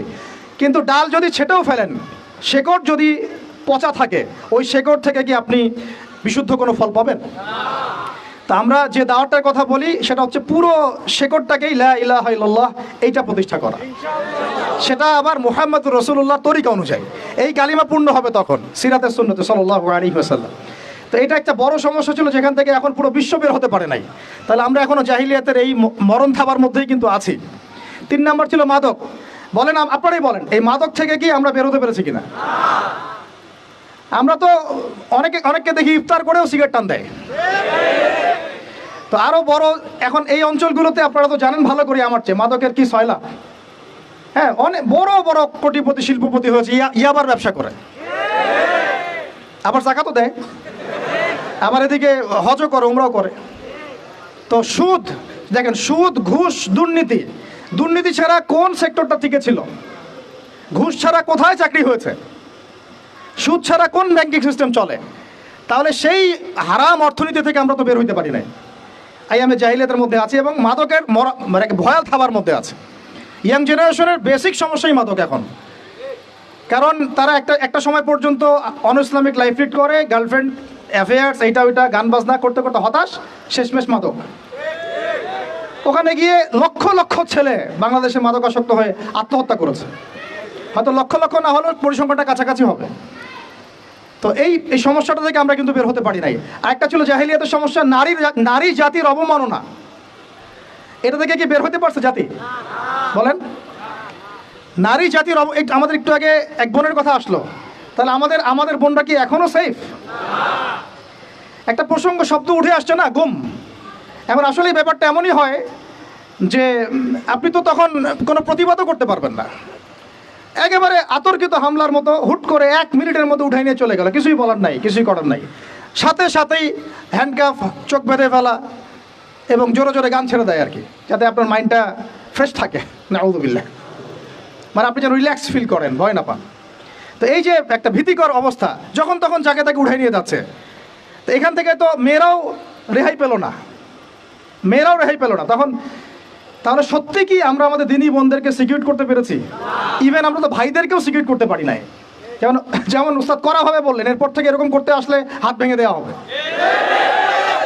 এরপর থেকে এরকম গোপন অভিযান চালাতে আসলে প্রতিবাদ করা হবে ইনশাআল্লাহ। কারণ যদি একজন মানুষ অপরাধ করেই থাকে, আপনি সরাসরি মামলা দায়ের করে তার বিরুদ্ধে ব্যবস্থা নেন। এভাবে হুটহাট করে রাতের অন্ধকারে উঠাই নিয়ে চলে যাবেন, কোথায় রাখবেন কেউ জানবে না, কি খাবে না খাবে তার ঠিক ঠিকানা নাই, লাশ ধোয়া চকির মধ্যে শুয়ে থাকবে। একটা কোরআন চাইলে কোরআনও দিবেন না পড়তে, একটা কোরআন যদি চাওয়া হয় কোরআনও দিবেন না পড়তে, যখন তখন রিমান্ডে নিয়ে যাবেন। নির্যাতন তো ওটা বাদ দিলাম, কারণ আমরা বলতে চাই না, এই কারণে আমরা অনেক ভাইদের কুরবানির যে ইতিহাস শুনেছি, গল্প কারগুজারি শুনেছি, তার বিপরীতে এই বিষয়গুলো নিয়ে আমার ব্যক্তিগতভাবে কথা বলতে লজ্জা লাগে। তাদের এত বড় বড় কুরবানি আছে যে আমরা এগুলো নিয়ে কথা বলতে লজ্জা পাই।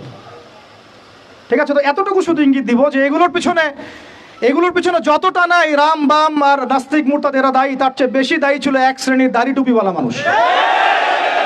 এতটুকু বললাম, আর কিছু বলতে চাই না, কারণ আমরা চাই কিছু আচার পরকালের জন্য থাক, আর কথা হচ্ছে আমরা কিন্তু আমাদের ভাই বোনদেরকে সিকিউর করতে পারছি না। আমাদের ভাইরা এখনও ওই মাদক আর নারী জাতির অবমাননার মধ্যেই থেকে গেছেন। আর এখন বেহায়াপনা, এই আপনার জেনা, ব্যভিচার, পর্নোগ্রাফি, মেয়েদেরকে অনেকে বলেন জীবন্ত তো এখন দাফন করা হয় না, আমি বলি মেয়েদেরকে এখনও গর্ভে মেরে ফেলা হয়। মেয়েদের প্রতি এখনও সমাজ সেইভাবে সাম্য প্রদর্শন করছে না। অনেক আমাদের মতো মানুষ অনেকে মেয়ে সন্তান হলে মুখটা কালো করে ফেলছেন। এগুলো তো ইসলামের শিক্ষা না। তো মেয়েদেরকে অবমাননার জায়গা থেকে বের করতে হবে। তাদের যে শান্তি আর কামিয়াবি, এটা এই সোকল্ড পশ্চিমা সভ্যতার এই দর্শনগুলোর মধ্যে নাই। তাদের শান্তি কামিয়াবি আছে শুধুমাত্র কোরআন এবং হাদিসের মধ্যেই। এই মেসেজটা আমাদের বোনদেরকে পৌঁছাতে হবে ইনশাআল্লাহ।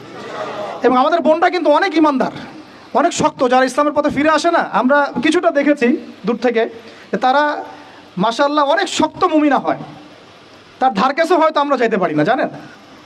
এইরকম আমি রিকোয়েস্ট করি আপনাদেরকে যে আপনারা তো বিয়ে শাদী করবেন, শুধু দিনদারিতাকে প্রাধান্য দিয়ে বিয়ে করেন ভাই। অন্য বিষয়গুলো টেম্পোরারি, আপেক্ষিক, একে খাস দিলে দোয়া করলাম, ঠিক আছে। দিনী বোনদেরকে দিনদারিতার ভিত্তিতে আপনারা আপনাদের সহধর্মিনী বানান, অন্য কোনো বিষয় দেখতে যায় না। হ্যাঁ, থাকলে তো আলহামদুলিল্লাহ ভালো, কিন্তু এটা সবচেয়ে বেশি জরুরি বিষয় না। সবচেয়ে বেশি জরুরি বিষয় দিনদারিতা, পরহেজগারিতা, ঈমান। আল্লাহ পাক আপনাদেরকে সেই রকম মুমিনা নারী আপনাদের তাকদির আল্লাহ পাক নসিব করে না। এরকম মুমিনা নারী পাইলে দেখবেন যে একাই সারা দেশ কাঁপায় ফেলবে ইনশাআল্লাহ। ইতিহাস আছে এগুলারও, আছে তো নাকি? একটু প্রশংসা করলাম, যদি লাইভে দেখে বাসায় গিয়ে ভালো খাওয়া দাওয়া দিবে আর কি। মাঝে মাঝে তো না খেয়ে বেরোইতে হয়, ঠিক আছে।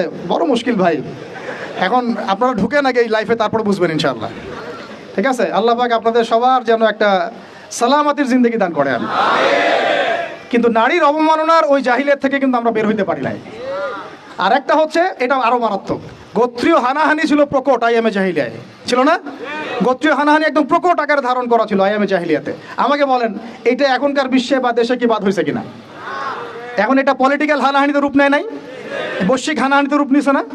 তাহলে ওই যুগে, যে যুগে নবী সাল্লাল্লাহু আলাইহি ওয়াসাল্লামকে আল্লাহ পাক পাঠিয়েছেন, সেই যুগে যে জাহিলিয়াতগুলো ছিল, এখন গ্লোবাল পার্সপেক্টিভে এই জাহিলিয়াতগুলো এখনও আছে, বরং তার চেয়ে আরও বড় মাত্রায় আছে। তখন সুদ ছিল একটা নির্দিষ্ট জায়গায়, এখন ওয়ার্ল্ড ওয়াইড। তখন আপনার জেনা ছিল একটা নির্দিষ্ট জায়গায়, নির্দিষ্ট পরিসরে, এখন পর্নোগ্রাফি দিয়ে একেবারে ফোনে ফোনে। এই ফোনের ওজন কম, কিন্তু কিয়ামতের মাঠে এর ওজন বোঝানো খুব কঠিন হবে। এই ফোনের ওজনটা কম, কিন্তু কিয়ামতের মাঠে এই ফোনের গুনাহের জবাব দেওয়ার যে বিচার, এটা অনেক কঠিন হবে। আল্লাহ পাক আমাদেরকে তাকওয়া অবলম্বন করা তৌফিক দান করেন। বিনা প্রয়োজনে ইউজ করবেন না, আপনার যতটুকু প্রয়োজন এতটুকু।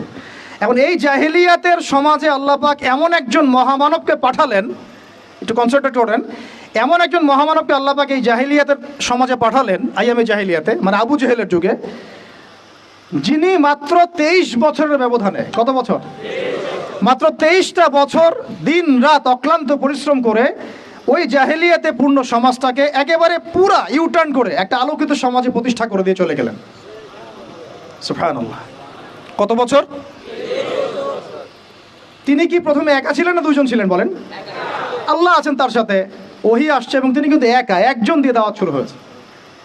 তিনি মানে হেরা গুহায় কি করতেন? নবী সাল্লাল্লাহু আলাইহি ওয়াসাল্লাম হেরা গুহায় চিন্তা করতেন কিভাবে এই জাহিলিয়াতে পূর্ণ সমাজটাকে পরিবর্তন করা যায়। আল্লাহকে ডাকতেন, আল্লাহ পথ দেখাও, কারণ তিনি তো নবী, আগে থেকেই নবী। তখন আল্লাহ রাব্বুল আলামিন তার কাছে ওহী করলেন। প্রথম ওহীটাই কি আপনারা বলেন? সূরা আলাকের প্রথম 5টা আয়াত, তাই না? এখানে প্রথম শব্দটা কি? পড়ুন। এই যে পড়তে বলা হয়েছে, আপনাদেরকে পড়তে হবে। ফ্যান্টাসি দিয়ে, গরম গরম বক্তব্য দিয়ে, শুধুমাত্র স্লোগান দিয়ে কিন্তু দিন কায়েম হবে না ভাই। আমি আবার বলছি, গভীর এলেম অর্জন করতে হবে ইনশাআল্লাহ। প্রথম কথা ইকরা, আপনি পড়ুন। এখানে ইকরা বলার কারণ কি? তখন তো শিরক ছিল। আল্লাহ পাক বলতে পারতেন তুমি শিরক করো না, মূর্তি পূজা করো না, হ্যাঁ, সমাজে নারী মেয়েদেরকে জীবন্ত কবর দেওয়া হচ্ছে, বন্ধ করতে বলো।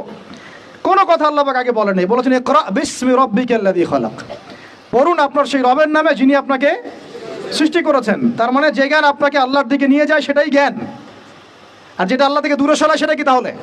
জাহালাত, জাহিলিয়াত। এখনকার শিক্ষা ব্যবস্থাকে আল্লাহর দিকে নিয়ে যাচ্ছে আমাদেরকে, তাহলে এটা কি হচ্ছে তাহলে? জ্ঞান না জাহিলিয়াত? সহজ কথা, সিরাতের আলোকে। খালাকাল ইনসানা মিন আলাক, যিনি মানুষকে আলাক দিয়ে সৃষ্টি করেছেন। ইকরা ওয়া রাব্বুকাল আকরাম আল্লাযী আল্লামা বিল কলম। দেখেন আমাদেরকে আল্লাহ পাক জ্ঞান শিক্ষা দিয়েছেন কলম দিয়ে। ওয়া আল্লামা আদম আসমা কুল্লাহা, আল্লাহ পাক আদম আলাইহিস সালামকে সমস্ত নাম শিক্ষা দিয়েছেন। আমরা সৃষ্টিগতভাবে জ্ঞানী ছিলাম না, আল্লাহ আমাদেরকে জ্ঞান দান করেছেন, সুবহানাল্লাহ। এবং সেই জ্ঞানের বদৌলতেই আমাদের পিতাকে আল্লাহ পাক সেজদা করিয়েছেন আপনার ফেরেশতাদেরকে দিয়ে, সুবহানাল্লাহ। আমরা তার সন্তান। আমাদের আব্বাজানকে, মানে আদম আলাইহিস সালামকে আল্লাহ পাক বলেছেন খলিফা। আল্লাহ পাক বলেন নাই যে আমি পৃথিবীতে ইন্নী জাইলুন ফিল আরদি খলিফা, এটা আল্লাহ পাক বলেছেন। আল্লাহ পাক এটা বলেন নাই আমি পৃথিবীতে মানুষ পাঠাতে চাই, পৃথিবীতে আমি নতুন কোনো প্রাণী বা মাখলুক পাঠাতে চাই, এমনটা আল্লাহ পাক বলেন নাই। আল্লাহ বলছেন আমাদের পিতাকে খলিফা। খলিফা মানে যিনি জমিনে আল্লাহর বিধান প্রতিষ্ঠা করেন। ঠিক যেমন দাউদ আলাইহিস সালামকে আল্লাহ পাক বলেছেন ইয়া দাউদ ইন্না জাআলনাকা খলিফাতান ফিল আরদ ফাহকুম বাইনান নাসি বিল হক ওয়া লা তাত্তাবিল হাওয়া ইউদিল্লাকা আন সাবিলিল্লাহ। হে দাউদ, আমি তোমাকে পৃথিবীতে আমার খলিফা করেছি, তোমার কাজ পৃথিবীতে ইনসাফ প্রতিষ্ঠা করা, হক প্রতিষ্ঠা করা। হকের মানদণ্ড কি? আল্লাহ পাকের ওয়াহি। আল্লাহর ওয়াহি দিয়ে তুমি মানুষের মাঝে বিচার ফয়সালা করবা, এটাই হলো হক প্রতিষ্ঠা করা। যদি না করো, প্রবৃত্তির তাড়না অনুসরণ করো, মানে মানব রচিত বিধান অনুসরণ করো, তাহলে ইউদিল্লাকা আন সাবিলিল্লাহ, আল্লাহর রাস্তা থেকে এটা তোমাকে সরাই নিয়ে যাবে। বলেন আমরা এখন খলিফা শব্দটাই ভুলে গেছি, আর খলিফা থেকে যে খিলাফা আসছে এই শব্দ বলতেও ভয় পাচ্ছে। বাংলাদেশের ইয়াং জেনারেশন এখন যারা মানে ইসলাম প্র্যাকটিস করছে, তাদের অনেকেও নামাজ, রোজা, হজ, জাকাত এই শব্দগুলোকে যেভাবে রিসিভ করেন, শরিয়া, ইমারা, খিলাফা রিসিভ করতে পারেন না। কারণ এর ব্যর্থতার দায় আমাকে নিজের উপর নিতে হবে। কারণ আমি হয়তো বিগত 5 বছরে তাকে এই শব্দগুলো শোনাতে পারি নাই।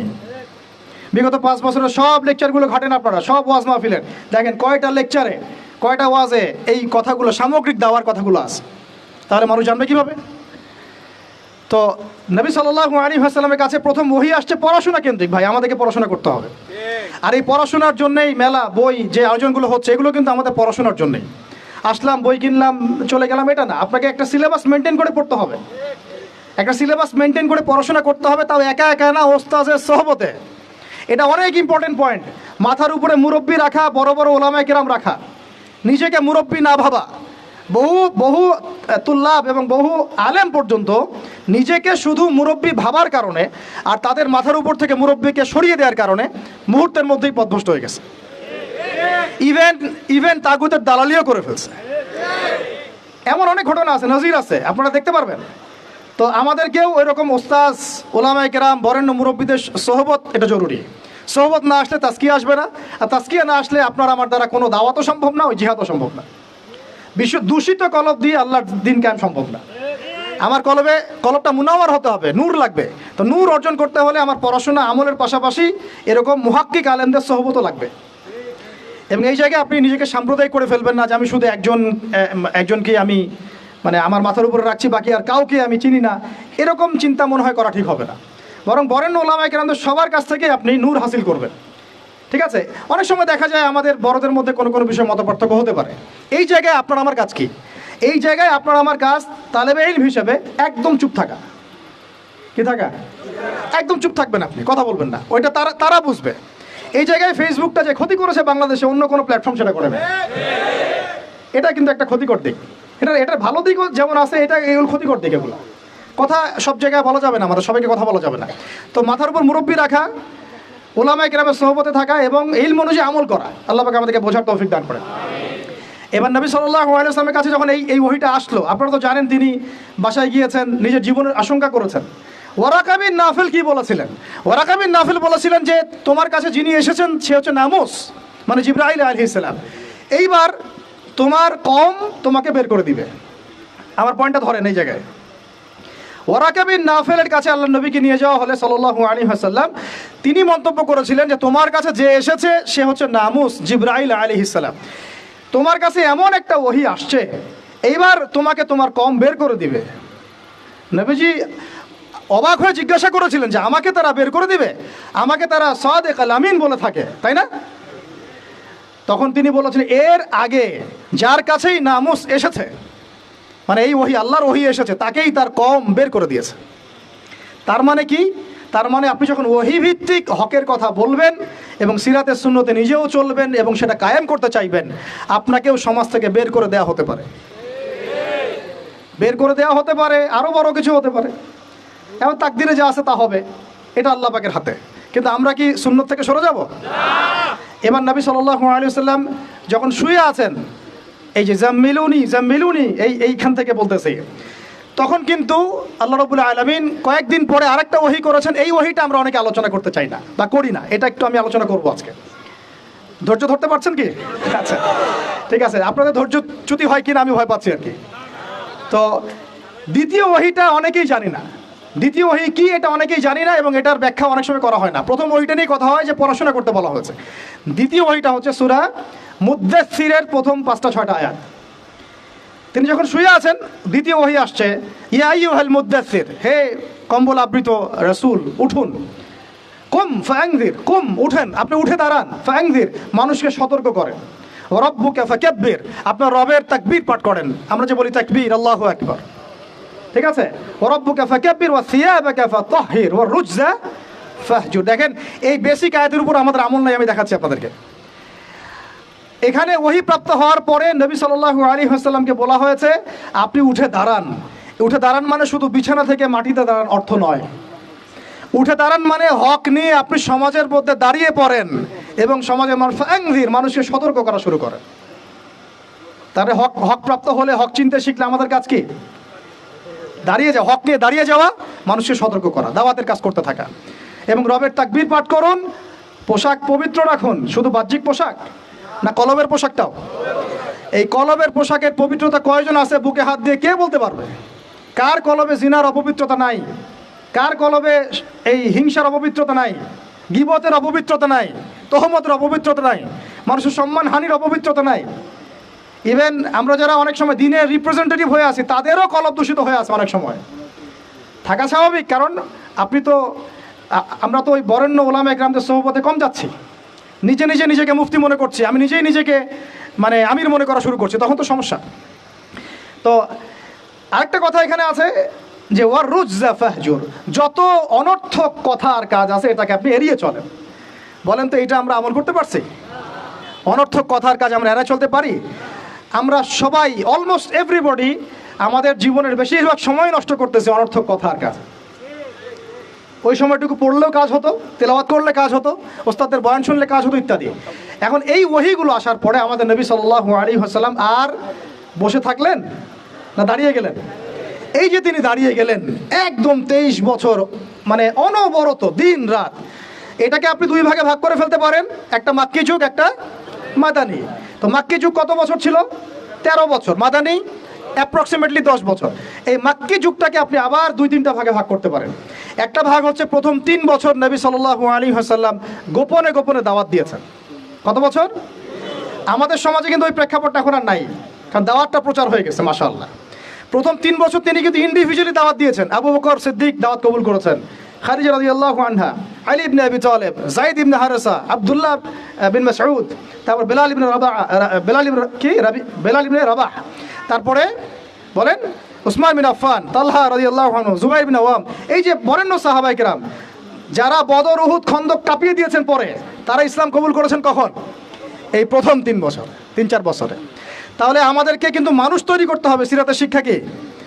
মানুষ তৈরি করতে হবে। এবং এই দাওয়াতটা কি মুসলিম সমাজে হচ্ছিল না অমুসলিম সমাজে হচ্ছিল? বলেন। তাহলে আমরা কিন্তু ইসলাহের কথা বলছি এখন। অমুসলিম সমাজে আমরা দাওয়াত দিচ্ছি কতটুকু, এটা ভাবতে হবে না? অমুসলিমদেরকে কি আমরা ঠিকমতো দাওয়াত দিচ্ছি? এই যে আপনাদের পার্বত্য অঞ্চলে পুরো জায়গাটা কিন্তু অমুসলিম অধ্যুষিত, আমাদেরকে ওদেরকে দাওয়াত দিতে হবে, ওদেরকে দাওয়াত দিতে হবে। কে জানে তাদের মধ্য থেকে আনসারী সাহাবীর মতো সাহাবী বের হতে পারে, কে জানে তাদের মধ্য থেকে ওমর ইবনে খাত্তাব বের হতে পারে, আমার যারা যা খেদমত হচ্ছে না তার দ্বারা সেটা হতে পারে। তাই দাওয়াতটা সাম্প্রদায়িক করবো না, দাওয়াতটা আমরা সবার মাঝখানে ছড়াবো ইনশাআল্লাহ। এটা কিন্তু সিরাতের শিক্ষা। তার মানে মুসলিম অমুসলিম সবাইকে দাওয়াত দিব ইনশাআল্লাহ।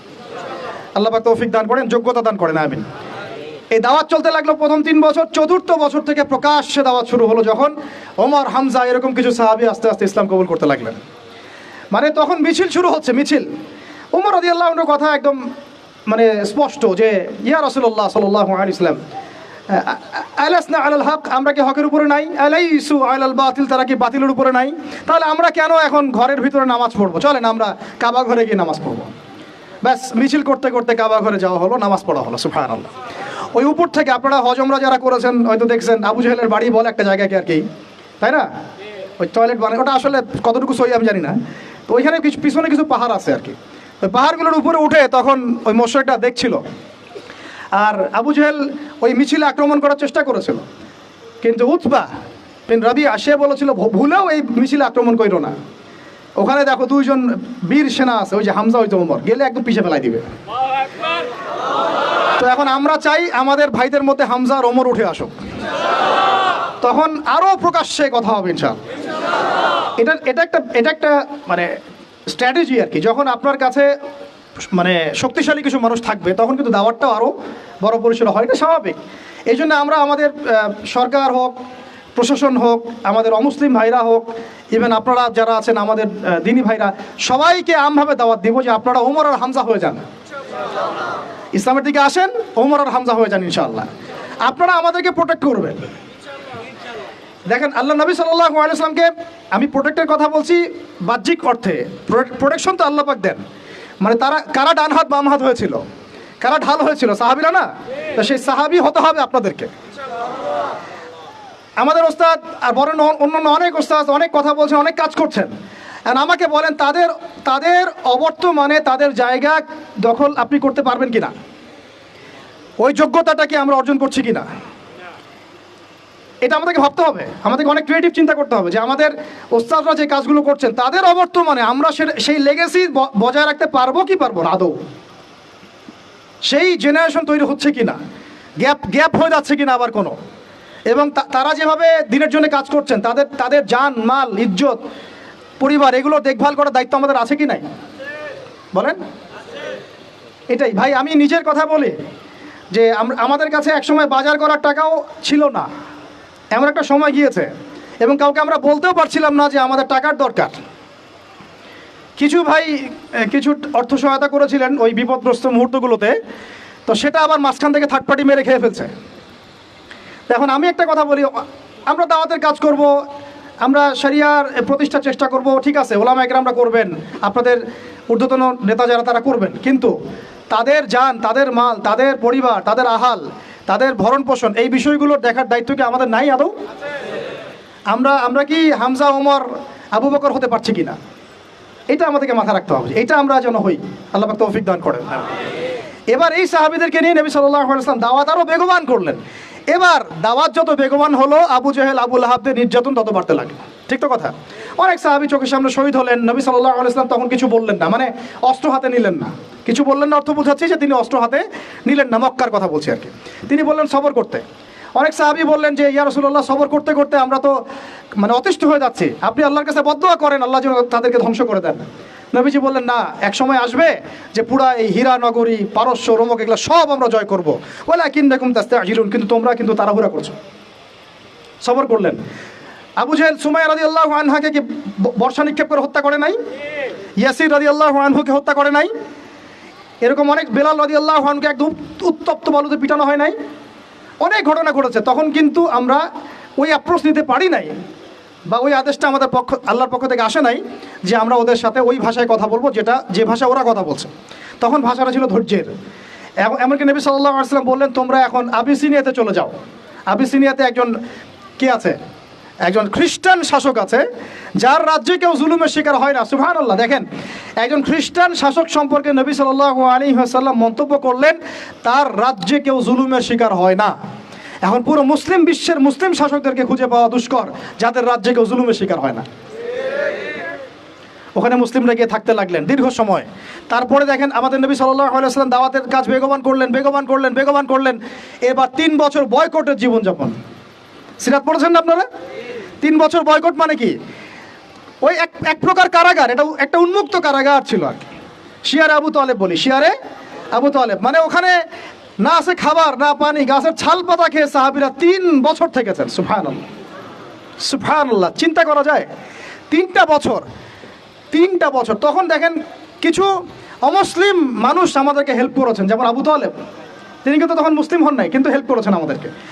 এত হেল্প করেছেন যেটা হয়তো আপনি কেউ করতে পারেন ইসলামকে। চাচা আবু তালেব মুসলিম না হয়ে ইসলামকে যে পরিমাণ হেল্প করেছেন, সহযোগিতা করেছেন, নিরাপত্তার চেষ্টা করেছেন, ওটা কিন্তু আমরাও করতে পারি নাই শেষ পর্যন্ত। তারপরেও তিনি জান্নাতে যেতে পারছেন না। সুবহানাল্লাহ। কেন বলেন? শুধুমাত্র শেষ পর্যন্ত কালিমা না পড়ার কারণে। তাহলে আমরা কি একটু কৃতজ্ঞ হব না যে আল্লাহ পাক আমাদেরকে মুসলিম পরিবারে আমাদেরকে জিজ্ঞাসা না করেই জন্ম দিয়েছেন? একটু ভাবতে হবে এগুলা ভাই। আত্মসমালোচনা খুব জরুরি জিনিস। যখন এগুলো আপনার ভিতরে চলে আসবে, কাজের কথা আপনাকে বলতে হবে না, আপনি নিজেই ছুটবেন ইনশাআল্লাহ। তো দেখুন, চাচা আবু তালেবের মতো অনেক মানুষ আমাদের দরকার, এটা কিন্তু ইঙ্গিত এসেছে লেকচারের মধ্যে, এর আগে ওস্তাদ বলেছেন। তো আমাদেরকে এ ধরনের মানুষদেরকেও দাওয়াত দিতে হবে।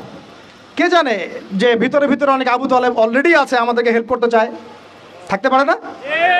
দাওয়াত বেগমান করতে হবে, সর্বমহলে দাওয়াত। আল্লাহ পাক বোঝার তৌফিক দান করেন। তো তারপরে আবু তালেব তিনি ইন্তেকাল করলেন। তার স্ত্রী, প্রিয়তমা স্ত্রী খাদিজা রাদিয়াল্লাহু আনহা, যিনি একদম তার সমস্ত জানমাল উৎসর্গ করেছেন ইসলামের জন্য, তিনিও চলে গেলেন। আমাদের নবীজি একা হয়ে পড়লেন তখন এইটাকে, এই বছরটাকে কি বলে সিরাতের ভাষায়? আমুল হুজন। কি বলে? আমুল হুজন, কষ্টের বছর। এই কষ্টের বছরের পরে আল্লাহ পাক তাকে মেরাজ ঘটিয়েছেন। সুবহানাল্লাহ। কারণ এই যে যখন আপনি আল্লাহর হয়ে যাবেন না, আপনার যদি কোনো কারণে মন খারাপও হয়, আল্লাহ আপনার মন ভালো করে দিবেন ইনশাআল্লাহ। দেখবেন যে কোনো একটা ব্যবহারে বা কিছুতে আপনার মন খারাপ হয়েছে, আল্লাহ আপনাকে এমন একটা সম্মান মর্যাদা দিয়ে দিবেন যে আপনার মন ভালো হয়ে গেছে, আল্লাহ আপনার হয়ে যাবে ইনশাআল্লাহ। মানে ঘুমের মধ্যেও আল্লাহ আপনাকে হেল্প করবেন ইনশাআল্লাহ। তো আমরা সবাই আল্লাহর হয়ে যাওয়ার চেষ্টা করি। আমিন আমিন। এরপরে যেটা হলো, নবী সাল্লাল্লাহু আলাইহি ওয়াসাল্লাম তায়েফে গেলেন। কোথায়? এই তায়েফের ঘটনা আমি নিজে গিয়েছি ভাই। ওই প্রত্যেকটা জায়গা আমরা ভিজিট করেছি যেখানে নবী সাল্লাল্লাহু আলাইহি ওয়াসাল্লামকে আঘাত করা হয়েছে। সুবহানাল্লাহ। ওখানে গেলে আপনি চোখের পানি ধরে রাখতে পারবেন না। যেই আঙ্গুর বাগানে বসে তিনি আঙ্গুর খেয়েছেন, মাজলুমের সেই দুর্বলের দোয়া করেছেন, ওই বাগান এখনও আছে, ওই রাস্তা এখনও আছে। ওখানে 3 জন বড় বড় গোত্র নেতা ছিল, আব্দে ইয়ালাইল, আব্দে মাসউদ আর হাবিব বিন আমর। 3 জন বড় বড় ভাই ছিল। তারা তো ইসলাম কবুল করেই নাই, বরং নবী সাল্লাল্লাহু আলাইহি ওয়াসাল্লামকে ছোকরাদেরকে লেলিয়ে দিয়ে রক্তাক্ত করে, তার রক্ত দিয়ে তার জুতা আটকে গিয়েছিল। সুবহানাল্লাহি ওয়া বিহামদিহি। আমাদের নবীকে এমনভাবে তারা রক্তাক্ত করেছিল যে পুরা মাথা ফেটে রক্ত বের হয়ে জুতাটা আটকে গেছে রক্ত দিয়ে। ভাবা যায়? তায়েফে যদি কখনো যান আপনারা নিজেরা বুঝতে পারবেন, এটা পুরো পাহাড়ি এলাকা এবং আমাদের এই পাহাড়গুলোর মতো না। এই পাহাড়ের নিচ থেকে উপরটা হচ্ছে 40 কিলোমিটার। এই জায়গাটা নবীজি গিয়েছেন জুন জুলাই মাসে প্রচণ্ড গরমের মধ্যে, পায়ে হেঁটে। শুধু আমি তো গাড়িতে আসছি, উনি পায়ে হেঁটে গিয়েছেন। পায়ে হেঁটে গিয়েছেন একজনকে সাথে নিয়ে, যায়েদ ইবনে হারেসা রাদিয়াল্লাহু আনহু। কি উদ্দেশ্যে? শুধু আল্লাহর সন্তুষ্টির জন্য, তাদেরকে দাওয়াত দেওয়ার জন্য। তারা দাওয়াত তো কবুল করেই নাই, রক্তাক্ত করে পাঠিয়ে দিয়েছে। তাহলে আমরা দাওয়াতের খুব ইনস্ট্যান্ট ফলাফল কেন চাই ভাই? আমরা কেন এত তড়িৎ গতিতে ফলাফল আশা করি? সবর করতে হয়, এখানে অনেক সংগ্রাম আছে, ত্যাগের ব্যাপার আছে, তারপরে ফলাফল আসবে ইনশাআল্লাহ। কথা ঠিক না ভুল? এটা আপনাকে সিরাত থেকে বোঝাচ্ছি আমি। এই সময়ে কিন্তু কোনো সাহাবী চিন্তা করেন নাই যে এই 2 বছর পরে আমরা আবার মদিনা ফিরে পাবো, মদিনায় পাবো। এবার নবী সাল্লাল্লাহু আলাইহি ওয়াসাল্লাম মদিনায় ফিরে, মক্কায় ফিরে আসছেন। নাখলা উপত্যকায় তিনি দাঁড়িয়ে কোরআন তেলাওয়াত করছেন। আর এই কোরআন তেলাওয়াত শুনলো একদল জিন, একদল মানুষ ইসলাম কবুল করলো না, জিনরা শুনে ইসলাম কবুল করে ফেললো। সুবহানাল্লাহ। দেখেন আল্লাহ রাব্বুল আলামিনের কি মানে আসলে নকশাটা কেমন। আল্লাহু আকবার। এই জিনরা আবার তাদের সম্প্রদায়ে গিয়ে ইসলাম প্রচার করলো। সূরা জিন পড়েন, সূরা আহকাফ পড়েন, সব আছে এখানে। তারপরে নবী সাল্লাল্লাহু আলাইহি ওয়াসাল্লাম মক্কায় ঢুকলেন। ঢোকাটাও টাফ ছিল, তারপরেও ঢুকেছেন তিনি বনু আদি গোত্রের সহযোগিতায়। তারপরে নবী সাল্লাল্লাহু আলাইহি ওয়াসাল্লাম হজের মৌসুমে দাওয়াত দিচ্ছেন। এই জায়গা থেকে ইসলামের পাল্লাটা ঘুরে গেল। এটা আসলে আমার আলোচনার শেষ পয়েন্ট। এই জায়গা থেকে ইসলামের পাল্লাটা ঘুরে গেল এবং আমরা আর দুর্বল থাকলাম না, শুধু শক্তিশালী না, এত শক্তিশালী হলাম যে পুরো বিশ্ব আমাদের করতলগত হয়ে গেল। সুবহানাল্লাহ। তিনি হজের মৌসুমে দাওয়াতের কাজ করছেন। ওই সময় হজমরা ছিল আর কি, বিকৃত। তো 6 জন যুবক ভাই, যুবক ভাইরা শুনেন, 6 জন ইয়াং তরুণ যুবক। কয়জন? কুইজ কিন্তু আছে সামনে, মনে রাখেন এগুলা। 6 জন ইয়াং তরুণ যুবক ইয়াসরিব থেকে আসলেন মক্কায়। ইয়াসরিব কিসের নাম? মদিনার নাম। 6 জনের লিডারের নাম হচ্ছে আসাদ বিন জুরারা। কি নাম? রাদিয়াল্লাহু আনহু। তিনি আসলেন, নবী সাল্লাল্লাহু আলাইহি ওয়াসাল্লাম তাদেরকে দাওয়াত দিলেন, কোরআন শোনালেন। এই সাহাবী তরুণ, এত বুদ্ধিদীপ্ত সাহাবী, তিনি এত ইন্টেলেকচুয়াল ছিলেন। ভাইরা ভালো করে শুনেন, আমাদেরকে কত বুদ্ধিদীপ্ত হতে হবে। তিনি আগেই মদিনার ইহুদিদের কাছে শুনেছিলেন কোন এক সময় যে শেষ জামানায় একজন নবী আসবেন যার নাম হবে আহমদ। কি নাম হবে? এবং উচ্চ বংশ থেকে আসবে, উচ্চ বংশ থেকে। তার চরিত্রের ব্যাপারে সবাই সার্টিফিকেট দিবে, তার চরিত্র একদম পবিত্র। তো এই সাহাবী এটা শুনেছেন আগেই, কারণ মদিনায় তখন ছিল বনু কুরাইজা, বনু কাইনুকা, বনু নাজির, এই 3টা গোত্র তারা সেখানে কিন্তু আগে থেকেই ছিল। এখানেও প্রশ্ন আছে, তারা আগে থেকে ওখানে কি করছিল? তার আগে থেকে সেখানে শেষ নবীর অপেক্ষাই করছিল। কথা বুঝতে পারছেন? ঠিক যেমন এখন তারা সব জায়গা বাদ দিয়ে ওই ইসরায়েলে, প্যালেস্টাইনে কি করে, বাইতুল মুকাদ্দাসে কি করে, তারা ওদের তথাকথিত মাসিহের অপেক্ষা করতেছে। ঠিক যেমন মদিনায় তারা অপেক্ষা করছিল শেষ নবীর, ওই রকম তারা এখন প্যালেস্টাইন অপেক্ষা করতেছে কার? তাদের তথাকথিত মাসিহ বা ত্রাণকর্তার, যাকে আমরা আমাদের ভাষায় বলি মাসিহুদ দাজ্জাল।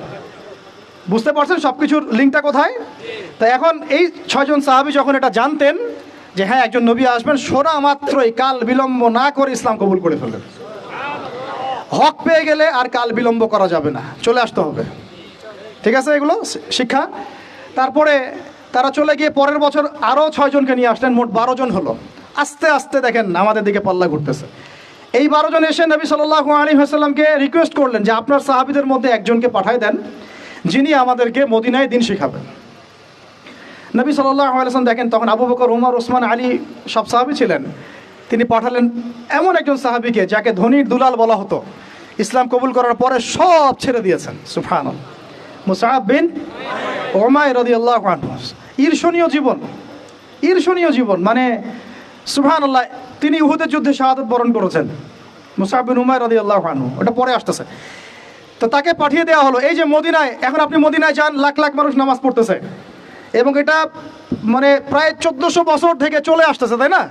1400-1500 বছর থেকে এত মানুষ, এত সুন্দর পরিবেশ, এত সুন্দর নামাজ কেরাত। মদিনায় গেলে মনটা ভালো হয়ে যায়। ঠিক আছে, এত সুন্দর রুহানিয়াত একটা। এই মদিনায় ইসলামের দরজাই খুলে গেল মুসআব বিন উমাইর রাদিয়াল্লাহু আনহুর মাধ্যমে। আল্লাহ পাক তাকে কবুল করেছেন। দেখেন, তা আমাদেরকে যুবক ভাইদের মধ্যে মুসআব বিন উমাইর বের করতে হবে, তাই না? এটা কি এখন শুধু ফেসবুক স্ক্রল করলেই হবে না? আমার ইলম অর্জন করতে হবে ভাই।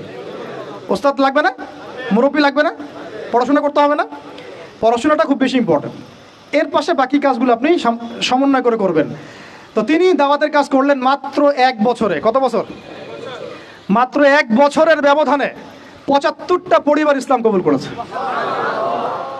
এবং সেখানে সাদ বিন মুআজ রাদিয়াল্লাহু আনহুর মতো বড় নেতাও ছিলেন, মানে যার কথার একটা ভ্যালু আছে সমাজে, এরকম বড় বড় সাহাবীও ছিলেন। এবার তারা চলে আসলেন পরের বছর মক্কায়, এসে হাতে হাত রেখে বায়াত করলেন। কি করলেন? আপনারা তো দিন কায়েম করতে চান, তাই না? কার হাতে বায়াত করেছেন? হ্যাঁ, মুরব্বী কে আপনার? প্রশ্ন আছে অনেক। জামাই মারার কথা বলছি না আমরা, এখানে অনেক সুন্নাহ আছে। এখানে আমি এটার ফিকহি মাসালা যেতে যাচ্ছি না, যেটা কতটুকু জায়েজ না জায়েজ বা ফরজ ওয়াজিব সুন্নাত মুস্তাহাব, এটা না। দেখেন আমরা দাড়ি কেউ কেটে ফেলি না, ফেটি? হ্যাঁ, আমরা কি দস্তরখানা ছাড়া খাওয়া দাওয়া করি? কেউ করি না, কিন্তু মেসওয়াক সবাই করি। তো এখন আপনি এত এত গুরুত্বের সাথে মেসওয়াক করেন কেন? এত গুরুত্বের সাথে আপনি সুন্নাহগুলো রাখেন কেন? দস্তরখানার ব্যাপারে এত আপনি কেন গুরুত্ব দেন কেন? কারণ প্রত্যেকটা সুন্নাহ আপনি আমল করতে চান, তাই না? তো দেখেন, কোনো সাহাবী নবী সাল্লাল্লাহু আলাইহি ওয়াসাল্লামের হাতে বায়াত ছাড়া দিন কবুলও করেন নাই, কোনো সারিয়াও বায়াত ছাড়া হয় নাই, কোনো জিহাদও বায়াত ছাড়া হয় নাই, এবং ইমারা ছাড়া রাষ্ট্র হয় নাই। তো অনেক ব্যাপার আছে, এগুলো আপনাদেরকে আস্তে আস্তে বুঝতে হবে। আমি জানি এগুলো একটু মানে টার্মগুলো একটু কঠিন, আস্তে আস্তে আপনারা এগুলো বুঝবেন ইনশাআল্লাহ তাআলা। আল্লাহ পাক আপনাদেরকে বোঝার তৌফিক দান করুন ইনশাআল্লাহ। দেখেন, ওই বিষয়টা না থাকলে, আল্লাহকে সাক্ষী রেখে যখন সাহাবীরা নবী সাল্লাল্লাহু আলাইহি ওয়াসাল্লামের হাতে হাত রেখে বায়াত করেছেন যে আপনি মদিনায় আসেন, আমরা যেভাবে আমাদের স্ত্রী সন্তানদেরকে নিরাপত্তা দেই আপনাকেও দিব ইনশাআল্লাহ, আপনার সাহাবীদেরকেও দেব ইনশাআল্লাহ। তারপরে নবীজি বলেছেন যে যদি তোমরা না পারো তাহলে আগেই বলে দাও, ঠিক আছে? এটা যদি না পারো আগেই বলে দাও। তারা বলেছেন যে আমরা আমাদের জান মাল দিয়ে আপনাকে এইভাবে প্রোটেকশন দিব, যেভাবে আমরা আমাদের স্ত্রী সন্তানদেরকে প্রোটেকশন দিয়ে থাকি, নিরাপত্তা দিয়ে থাকি। শুধু একটা প্রশ্ন তারা করেছিলেন যে ফামা লানা ইযা ফাআলনা যালিকা ইয়া রাসূলুল্লাহ, আমরা যদি এই কাজটা করি, আপনাকে এইভাবে আপনি হিজরত করে আসেন, সাহাবীরা হিজরত করে আসে, তাদেরকে নিরাপত্তা দেই, তাহলে আমরা কি পাবো? আমরা, নবীজি বলেছেন আল জান্নাহ, তোমরা জান্নাত পাবে। তাহলে এটার উদ্দেশ্যটাও বুঝেন, দুনিয়াবি কোনো স্বার্থ তাদের ছিল না, দুনিয়াবি কোনো স্বার্থ তাদের ছিল না। এমনকি মক্কা বিজয়ের পরেও যখন ওই যে হুনাইনের যুদ্ধ হলো, তখন কিছু গনিমত নবী সাল্লাল্লাহু আলাইহি ওয়াসাল্লাম বেশি বেশি দিচ্ছেন নতুন ইসলাম কবুলকারীদেরকে। আনসারী সাহাবীরা একটু চুপচাপ। তো নবীজি গিয়ে বলছেন, হে আমার আনসারী সাহাবীরা, তোমরা কি মনে কষ্ট পেয়েছো? আরে আমি তোমাদের, তোমরা আমার। তোমরা মনে কষ্ট পাচ্ছ কেন? আমি তোমাদের, তোমরা আমার। তারপরে তাদের সব কষ্ট দূর হয়ে গেল। দেখেন, তারা কিন্তু এই জান্নাতের, তখনই ওই আয়াত নাজিল হয়েছে, ইন্নাল্লাহা আশতারা মিনাল মুমিনিনা আনফুসাহুম ওয়া আমওয়ালাহুম বিআন্না লাহুমুল জান্নাহ। এই যে আয়াতগুলো, তখন কিন্তু এগুলো শানে নজুল আছে। তো এখন এরপরে নবী সাল্লাল্লাহু আলাইহি ওয়াসাল্লাম চলে গেলেন মদিনায়। প্রিয় ভাইরা, এবার বুঝেন, এখন আমরা আর দুর্বল নাই। মদিনায় সব সাহাবীরা একসাথে চলে গেলেন, এক জায়গায় সবাই থাকলাম। তার মানে আমার একটা ভৌগোলিক জায়গা দরকার। কি দরকার? এটা আল্লাহ পাক আমাদেরকে বাংলার জমিন দিয়েছেন, ঠিক আছে? আমরা তো বাংলার জমিনে আছি, বাইরে চিন্তা করার সুযোগ আমাদের এখন হচ্ছে না। তো জায়গা দরকার আগে একটা, তাই না? এবং সবাই একটা জায়গায় থাকতে হবে, তাই তো? তারপরে নবী সাল্লাল্লাহু আলাইহি ওয়াসাল্লামকে সবাই আমির মেনেছেন না? নেতা কয়জন সেখানে? তো এই জায়গায় আমাদের একটা প্রবলেম আছে আর কি। আমরা মানে সবাই মিলে একজনকে ফিক্স করতে পারছি না বা হয়ে উঠছে না। তা আমরা দোয়া করবো আল্লাহর কাছে, আল্লাহ পাক যেন তার মকবুল কোনো বান্দাকে আমাদের উপরে নিয়ে আসেন, যিনি পুরো উম্মাহকে নেতৃত্ব দিবেন ইনশাআল্লাহ। তবে ইতিহাস থেকে একটা বিষয় পাওয়া যায় যে সবাই মিলে একটা জায়গায় না এসেও দিন বহু জায়গায় কায়েম হয়েছে, ঠিক আছে? ক্ষুদ্র ক্ষুদ্র অনেক তাইফা দিয়েও দিন কায়েম হয়েছে।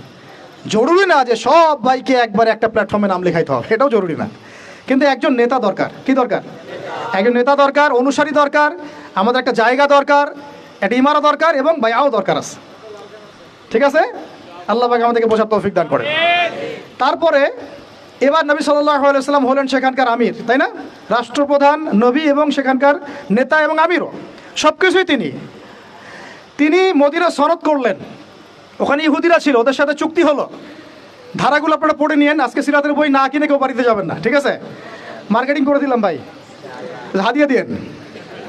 তো সিরাতের বই না কিনে বাসায় কেউ যাবেন না। তিনি মদিনা সনদের ধারাগুলো তাদের সাথে ডিল করা হলো। মুসলিমদের মধ্যে তিনি দিনী ভাই সম্পর্ক স্থাপন করলেন, একজন আনসার একজন মুহাজির, একজন আনসার একজন মুহাজির। এই দিনী ভ্রাতৃত্ব লাগবে আমাদের। আবার এই ভ্রাতৃত্বের জায়গায় আমরা দুর্বল আছি, এখানেও দুর্বল আছে। আমরা কাউকে মাথায় উঠাইতে সময় নেই না, নামাইতেও সময় নেই না।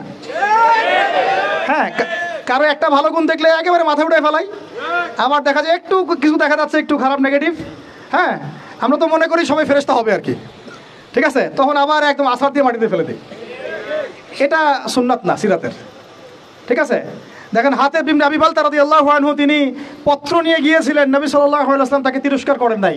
পত্র নিয়ে আগে অগ্রিম খবর দেওয়াটা কিন্তু একটা অপরাধী ছিল তখন। কিন্তু অনেক সাহাবী এর প্রতিবাদ করছিলেন কড়া ভাষায়। নবীজি বললেন না, ওকে ছেড়ে দাও, সে বদরি সাহাবী, সে বদরের যুদ্ধ করেছে। আর তোমরা কি জানো না যে বদরের যুদ্ধ করেছে তার সব গুনাহ মাফ করে দিয়েছেন আল্লাহ পাক। আমাদেরকে বুঝতে হবে যে আমরা একটু দিনই রুহামা উবাইনাহুম, আমাদের মধ্যে রহম দিল পয়দা করতে হবে ভাই। এত কনজাস্টেড চিন্তা চেতনা করলে হবে না। আল্লাহ পাক আমাদেরকে বোঝার তৌফিক দান করেন। এখন আসেন শেষ অংশটা। এবার যে রাষ্ট্র পেয়ে গেলাম, নেতা পেলাম, ইমারা জামা সব পেলাম, এখন ইসলাম কিন্তু শুধু দাওয়াত দিচ্ছে না। এখন কিন্তু ইসলাম মানে মুসলিমরা শুধু দাওয়াতদের মেহনত করছে না, এখন শুরু হলো সারিয়া অভিযান। কি অভিযান? বদর প্রথম যুদ্ধ না, বদরের আগেও বেশ কয়েকটা সারিয়া হয়েছে। সারিয়া সাইফিল বাহার, সারিয়া রাগেব, এরকম অনেক সারিয়া হয়েছে। সারিয়া মানে কি? যেই সামরিক অভিযানে আমাদের নবীজি নিজে যান নাই, কোনো সাহাবীকে পাঠিয়েছেন। তাহলে এখন শুধু দাওয়াত চলতেছে না, জিহাদও চলতেছে। এখানে দাওয়াত জিহাদ একসাথে, একে অন্যের পরিপূরক, একজন একটা থেকে আরেকটা আলাদা না। কথা কি বুঝতে পারতেছি? তো এখন সারিয়া শুরু হয়ে গেল। সারিয়া হতে হতে হতে এক পর্যায়ে আবু সুফিয়ানের কাফেলাকে নিয়ে কেন্দ্র করে বদরের ব্যাটেল যুদ্ধ হয়ে, এই বদরটাকে আমরা বলি গাজওয়া। কি বলি? গাজওয়া। তো এটা কিন্তু আকস্মিক হয়ে গেছে আর কি, কারণ সাহাবীরা আসছিলেন কাফেলাটা আক্রমণ করতে। তারা তো জানতেন না যে মক্কা থেকে এত সেনাবাহিনী নিয়ে তারা আবার হাজির হবে। তখন নবীজি কিন্তু মাশওয়ারায় বসেছেন যে তোমরা কি বলো, আমরা কি যুদ্ধে যাব না আমরা মদিনায় ব্যাক করবো, আরও বেশি সৈন্য নিয়ে আসবো। তখন সাদ বিন মুয়াজ রাদিয়াল্লাহু আনহু বলেছিলেন, ভালো করে শুনেন, এই প্রেক্ষাপটে গেলে আমরাও যেন এরকম বলতে পারি। সাদ বিন মুয়াজ রাদিয়াল্লাহু আনহু বলেছিলেন, ইয়া রাসূলুল্লাহ সাল্লাল্লাহু আলাইহি ওয়াসাল্লাম, আপনি উদ্বিগ্ন হবেন না আমাদেরকে নিয়ে। আপনি যদি আমাদেরকে উত্তাল সাগরে লাফ দিতে বলেন, আমরা চোখ বন্ধ করে আপনার আদেশ ফলো করে উত্তাল সাগরে লাফ দিব। নবীজির আর কোনো চিন্তা নাই, ঠিক আছে চলো এবার বদরে কি হলো আপনারা তো সবাই জানেন। একেবারে ম্যাসিভ ডিফিট, ওদেরকে আমরা পরাজিত করলাম, ওদেরকে কি করলাম, বন্দি হলো। বন্দীদের সাথে কিন্তু আমরা উগ্র আচরণ করি নাই, মুক্তিপণ নিয়েছি এবং অনেককে পড়াশোনা শিখিয়েছেন, তারা ছেড়ে দেওয়া হয়েছে। এটা মুক্তিপণ ছিল, পড়াশোনা শেখানো। একটা বিষয় এখানে টাচ করি যে দেখেন, আমরা বাংলাদেশের মাটিতে কিন্তু মক্কা বিজয় করি নাই। আমরা যা হয়েছে বাংলাদেশে এটা কিন্তু মক্কা বিজয় হয় নাই আর কি। তো এমনভাবে আমরা ক্ষমা ঘোষণা করা শুরু করলাম, মনে হচ্ছে আমরা যেন মক্কা বিজয় করে ফেলছি আর কি। আরে এটা অধিকারটাই বা আপনারা এককভাবে কোত্থেকে পাচ্ছেন? কারণ যারা যারা অপরাধী তারা তো এখনো অপরাধী, বিভিন্ন জায়গায় আছে, কেউ পালাই গেছে, কেউ আরও লাক্সারিয়াস কোনো লাইফ লিড করতেছে। এক একজনের আমল নামায় যে 100 জনকে এনকাউন্টারের পাপ লেখা আছে, এটা আপনি ক্ষমা ঘোষণা করতে যাচ্ছেন কেন? তো কেসাস আমরা করবো কোথায়? কেসাসটা হবে কিভাবে? যদি দেখেন বদরের যুদ্ধে বন্দীদেরকে কিন্তু ক্ষমা করা হয়েছে এবং কি করা হয়েছে, গনিমত পাওয়া গেছে, তাদেরকে আমরা মুক্তিপণ্যে ছেড়েছি অনেককে, তাই না? অনেকে পড়াশোনা শিখিয়েছেন, ছেড়ে দেওয়া হয়েছে। কিন্তু উমর রাদিয়াল্লাহু আনহুর সেই স্টেটমেন্টটা আপনাদেরকে মনে রাখতে হবে। উমর রাদিয়াল্লাহু আনহু কিন্তু এর পক্ষে ছিলেন না, ছিলেন? বলেন। তিনি ছিলেন এই পক্ষে যে ইয়া রাসূলুল্লাহ এই সবগুলোকেই একবারে গর্দান নামায় দেন, যদি এরা থাকে তাহলে আরও ঝামেলা করবে ভবিষ্যতে। এটা কার স্টেটমেন্ট ছিল? আচ্ছা, কোরআন নিয়ে আপনারা গবেষণা করে আমাকে আপনারাই বললেন তো যে আল্লাহ রাব্বুল আলামিন এই স্টেটমেন্টটার প্রশংসা করেছিলেন না নিন্দা করেছিলেন? যে আল্লাহ রাব্বুল আলামিন পরবর্তীতে কিন্তু শিথিল আয়াত আসছে, সূরা আনফাল পড়েন, কিন্তু আল্লাহ পাক কিন্তু কিছুটা ধমকের সুরেও কথা বলেছেন, তোমরা দুনিয়া প্রত্যাশা করছো, আপনারা পড়ে দেখেন। তো এখন আর আমরা তো এখানে কোনো মক্কা বিজয় করিই নাই, তাহলে এগুলোর বিচার হবে কবে? আমরা দেখবো, আমরা এটা দেখার অপেক্ষা আছি আবু সাইদের কেসাস কবে হয়। আমরা দেখবো যে মুগ্ধদের কেসাস কবে হয়। তারা হত্যার বিচার শব্দ শুনতে চায়, কেসাস শব্দ নিতে পারে না। কি আশ্চর্য কথা! তাহলে আপনাদের সাথে আমাদের আদর্শের কত পার্থক্য দেখুন। এই সিস্টেমগুলোতে, গণতান্ত্রিক এই মানবরচিত আইনের সিস্টেমগুলোতে বাদী মরে যায়, বিবাদীও মরে যায়, মামলা মরে না। ইসলামিক কেসাসে এত এত সময় নাই। কয়দিন আগে সৌদি আরবে একটা ঘটনা করছেন, আপনি দেখেন নাই? যে চাচাতো ভাইরা কীভাবে জানি মেরে ফেলছে, কেসাস করাই লাগলো শেষ পর্যন্ত। এটা একটা অকাট্য বিধান। যাই হোক, এরপরে এই গাজওয়া, এই সারিয়া এবং গাজওয়াগুলো শুরু হলো। বদরে জয়লাভের পরে পুরো বিশ্বের বুকে একটা শক্তি দাঁড়ায় গেল, যে তারা দেখিয়ে দিয়েছে যে অল্প সংখ্যক মানুষ নিয়েও একটা বড় শক্তির সাথে যুদ্ধ করে জয়লাভ করা যায়। পুরো বিশ্বে দাওয়াতটা আরও ছড়িয়ে পড়তে লাগলো, আরবের বাইরে ছড়িয়ে পড়তে লাগলো। এবার ওরা উহুদের মাঠে আসলো আরও বড় শক্তি নিয়ে। ওই যুদ্ধে আমরা প্রায় জিতেই গিয়েছিলাম, এটা বিস্তারিত বলছেন, আপনারা পড়েন। প্রায় জিতেই গিয়েছিলাম। কেন সাময়িক বিপর্যয় হলো? কয়টা আদেশ ভাই? একটা আদেশ অমান্য করার কারণে সাময়িক বিপর্যয়ে পড়লাম, একটা আদেশ। আর আমরা তো ওলামায়ে কেরামদের কথা শুনতেই চাই না, অনেকে মানতেই চায় না, পরামর্শ নিতেই চাই না। তো নেতা মানলে সেইভাবে মানতে হবে ভাই। সামি'না ওয়া আতা'না, সামি'না ওয়া আতা'না। সাহাবীরা কি ভুল তাদের কি কোনো গলত উদ্দেশ্য ছিল? শুধু আল গানিমা বলেছেন বাস। খালিদ বিন ওয়ালিদ রাদিয়াল্লাহু আনহু পিছন দিক থেকে এসে উহুদের মাঠে গেলে আপনাদেরকে বুঝাতে পারবো দাঁড়ায় দাঁড়ায় যে কোন দিক দিয়ে কারা এসেছিল। ওটা আমরা স্টাডি করেছি এই গত সেশন দুটাতে। এটা নিয়ে আমরা কিছু কাজ করছি সিরাত নিয়ে। তো ওইখানে অনেকে ভুল ধারণা করেন যে আগে মনে হয় মুসলিমরা ওই মাঠে এসেছে, পরে কাফেররা আসছে। আসলে এমন না, আগে কাফেররাই আসছিল, মুসলিমরা পিছন দিক থেকে আসছে। তো ওখানে অনেক ব্যাপার আছে, ওটা পরে বলবো ইনশাআল্লাহ। তো এই যুদ্ধে আমরা কিন্তু প্রায় জিতেই গিয়েছিলাম। পরাজয় কেন হলো? একটা শুধু আদেশ অমান্য করার। আমি এটাকে পরাজয় বলবো না, এটাকে বলবো কি, সাময়িক একটা বিপর্যয়। আল্লাহ পাক আমাদেরকে একটা শিক্ষা দিলেন, এটা আমাদের জন্য যেন খায়ের হয়, কল্যাণ হয়। এর পরের বছর এবং এই যুদ্ধে তো বরেণ্য অনেক সাহাবায়ে কেরাম শাহাদত বরণ করলেন, প্রায় 70 জন। তারপরে খন্দক, এটা ছিল সবচেয়ে বড় ফোর্স ওদের।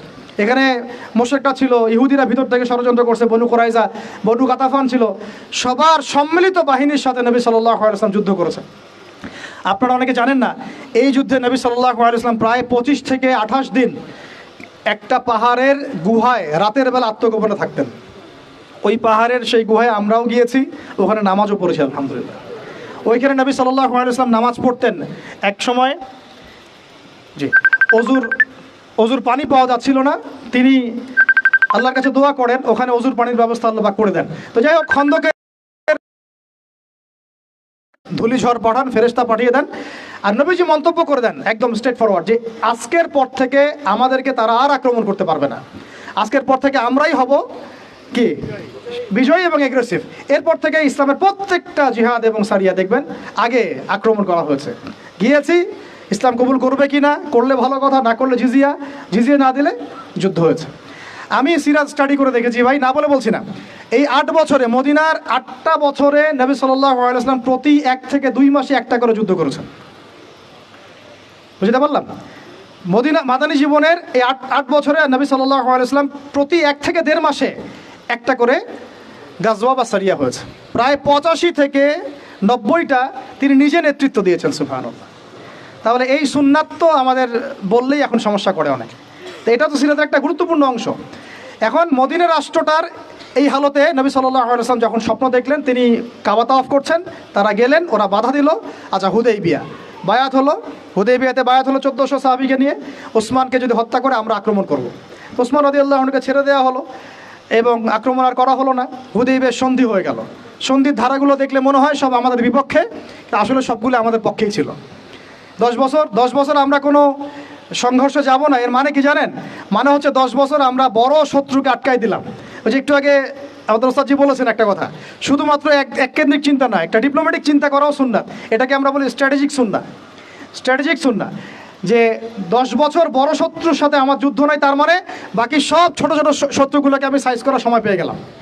ঠিক এই কারণেই হুদাইবিয়ার সন্ধি থেকে ফিরেই নবী সাল্লাল্লাহু আলাইহি ওয়াসাল্লাম খায়বার আক্রমণ করেছেন। ইহুদিদেরকে একদম সমূলে উৎপাদিত করা হয়েছে, কারণ ইহুদিদেরকে এবার আর মুশরিকরা সহযোগিতা করতে পারবে না। এই কারণে এবার খায়বার বিজয় হলো। হুদাইবিয়ার সন্ধি তো হয়ে আছে। হুদাইবিয়ার সন্ধির পর, খায়বার বিজয়ের পরে মাত্র 1 থেকে 2 বছরের মধ্যেই এই চুক্তির লঙ্ঘন হয়। নবী সাল্লাল্লাহু আলাইহি ওয়াসাল্লাম একদম পুরো 10,000 সাহাবী নিয়ে মক্কা আক্রমণ করলেন। এবং এইবার তো পুরো মক্কা তো বিজয় হলো। তখন জা আল হক ওয়া যাকাল বাতিল ইন্নাল বাতিলা কানা যাহুকা আয়াত পড়ছেন আর মূর্তি ভাঙছেন, পুরা মক্কা পবিত্র হয়ে গেল। এখন আমি এক কনক্লুশনে এসে যেটা বলতে চাই, এর মাঝখানে মোতার যুদ্ধ হয়েছে, ঠিক এরপরে আবার হুনায়ন হয়েছে, তাবুক হয়েছে ইত্যাদি, এটা আপনারা পড়ে নেবেন, এটা আমি আলোচনা যেতে যাচ্ছি না, সময় নেই আমার হাতে। মূল কথাটা হচ্ছে দেখুন, মক্কা বিজয়ের আগে নবী সাল্লাল্লাহু আলাইহি ওয়াসাল্লাম পররাষ্ট্র নীতি অ্যাপ্লাই করেছেন, রাজা বাদশাদেরকেও দাওয়াত দিয়েছেন। আর মক্কা বিজয়ের পরে আরবের ওই যে জাহেলি যুগের যে জাহেলিয়াতগুলা, এর একটা জাহেলিয়াত আপনি আর খুঁজে পাবেন না। ভালো করে খেয়াল করে দেখেন, আজকে থেকে এই মক্কার থেকে 23 বছর আগে যে মক্কায় তিনি দাওয়াতের কাজ শুরু করেছিলেন, 23 বছর পর সেই মক্কায় ওই একটা জাহিলিয়াত কি আর বাকি থাকলো? কোনো শিরক আছে এই মক্কায়? এই নতুন মক্কায় কোনো শিরক আছে? তাহলে এখন আপনি যে বলছেন নতুন বাংলাদেশ, তা আপনি আগের বাংলাদেশ এই বাংলাদেশ মিলাই দেখেন আসলেই কি আছে আর কি নাই। বুঝাতে পারলাম না মনে হয়। তাই আমরা যেন স্রোতে গা না ভাসাই আর কি, স্রোতে গা ভাসানো ঠিক হবে না। আর এই মক্কা যেটা 23 বছর আগের আবু জাহেলের মক্কা, আবু জাহেলের শাসন চলতেছে দারুন নাদওয়ার, আর এই 23 বছর পরের যে মক্কা, এই মক্কার মধ্যে আপনি কোনো শিরক পাবেন?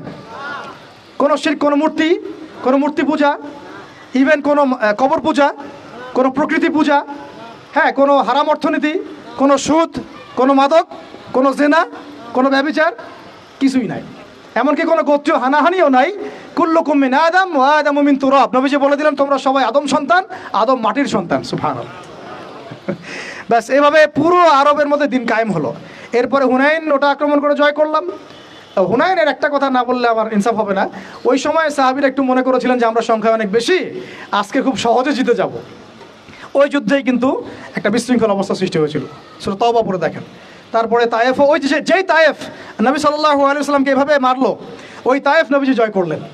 সুবহানাল্লাহ। দেখেন, আমরা কিন্তু রুটির টুকরা নিতে চাচ্ছি, আর নবী সাল্লাল্লাহু আলাইহি ওয়াসাল্লাম পুরা রুটিটাই নিয়েছেন। কিভাবে নিয়েছেন? কখনো দাওয়াত, কখনো সবর। দাওয়াত তো সবসময় চলেছে, দাওয়াত তো ফুল টাইমই দাওয়াত, কখনো মানে ট্যাকটিক চেঞ্জ হয়েছে আর কি, স্ট্র্যাটেজি চেঞ্জ হয়েছে, কিন্তু দাওয়াত চলেছে। কখনো সবর, কখনো হিজরত, কখনো পররাষ্ট্রনীতি, কখনো মদিনা রাষ্ট্র, কখনো সন্ধি চুক্তি, কখনো সারিয়া, কখনো গাজওয়া, কখনো জিহাদ, সব কিছু মিলিয়েই সিরাত। আর এই পুরো সিরাতের সুন্নতেই নবী সাল্লাল্লাহু আলাইহি ওয়াসাল্লাম আল্লাহর জমিনে তার ওই যে দিন, মানে ধর্মীয় জীবনেও আর বৈষয়িক জীবনেও দিন ইসলামকে পরিপূর্ণ কায়েম করে দিয়ে চলে গেছেন। সুবহানাল্লাহ। এটা কি ওইখানেই শেষ ছিল? আবু বকর সিদ্দিক এর উপর হাঁটেন নাই, ইবনুল খাত্তাব এর উপর হাঁটেন নাই, ওসমান আলী এর উপর হাঁটেন নাই রাদিয়াল্লাহু আনহু আজমাইন? উমাইয়ারাও এর উপরেই হেঁটেছে। হয়তোবা তাদের মধ্যে কিছু সমস্যা হয়েছে, কিন্তু খিলাফার কনসেপ্ট তো ছিল, শরিয়ার কনসেপ্ট তো ছিল, তাই না? তারপর আব্বাসীয়রা কি এটা খিলাফা উঠিয়ে দিয়েছিল? শরিয়া আইন উঠাই দিয়েছিল? ওটাও ছিল। এমনকি ওই আন্দালুসিয়াতেও ছিল, আন্দালুসিয়াতেও একটা শাসন ব্যবস্থা চালু ছিল ওই সময়। পড়বেন আপনারা এগুলা, ইতিহাস বইগুলো, ইতিহাসের বইও কিনে নিয়ে যায় না আজকে, ঠিক আছে?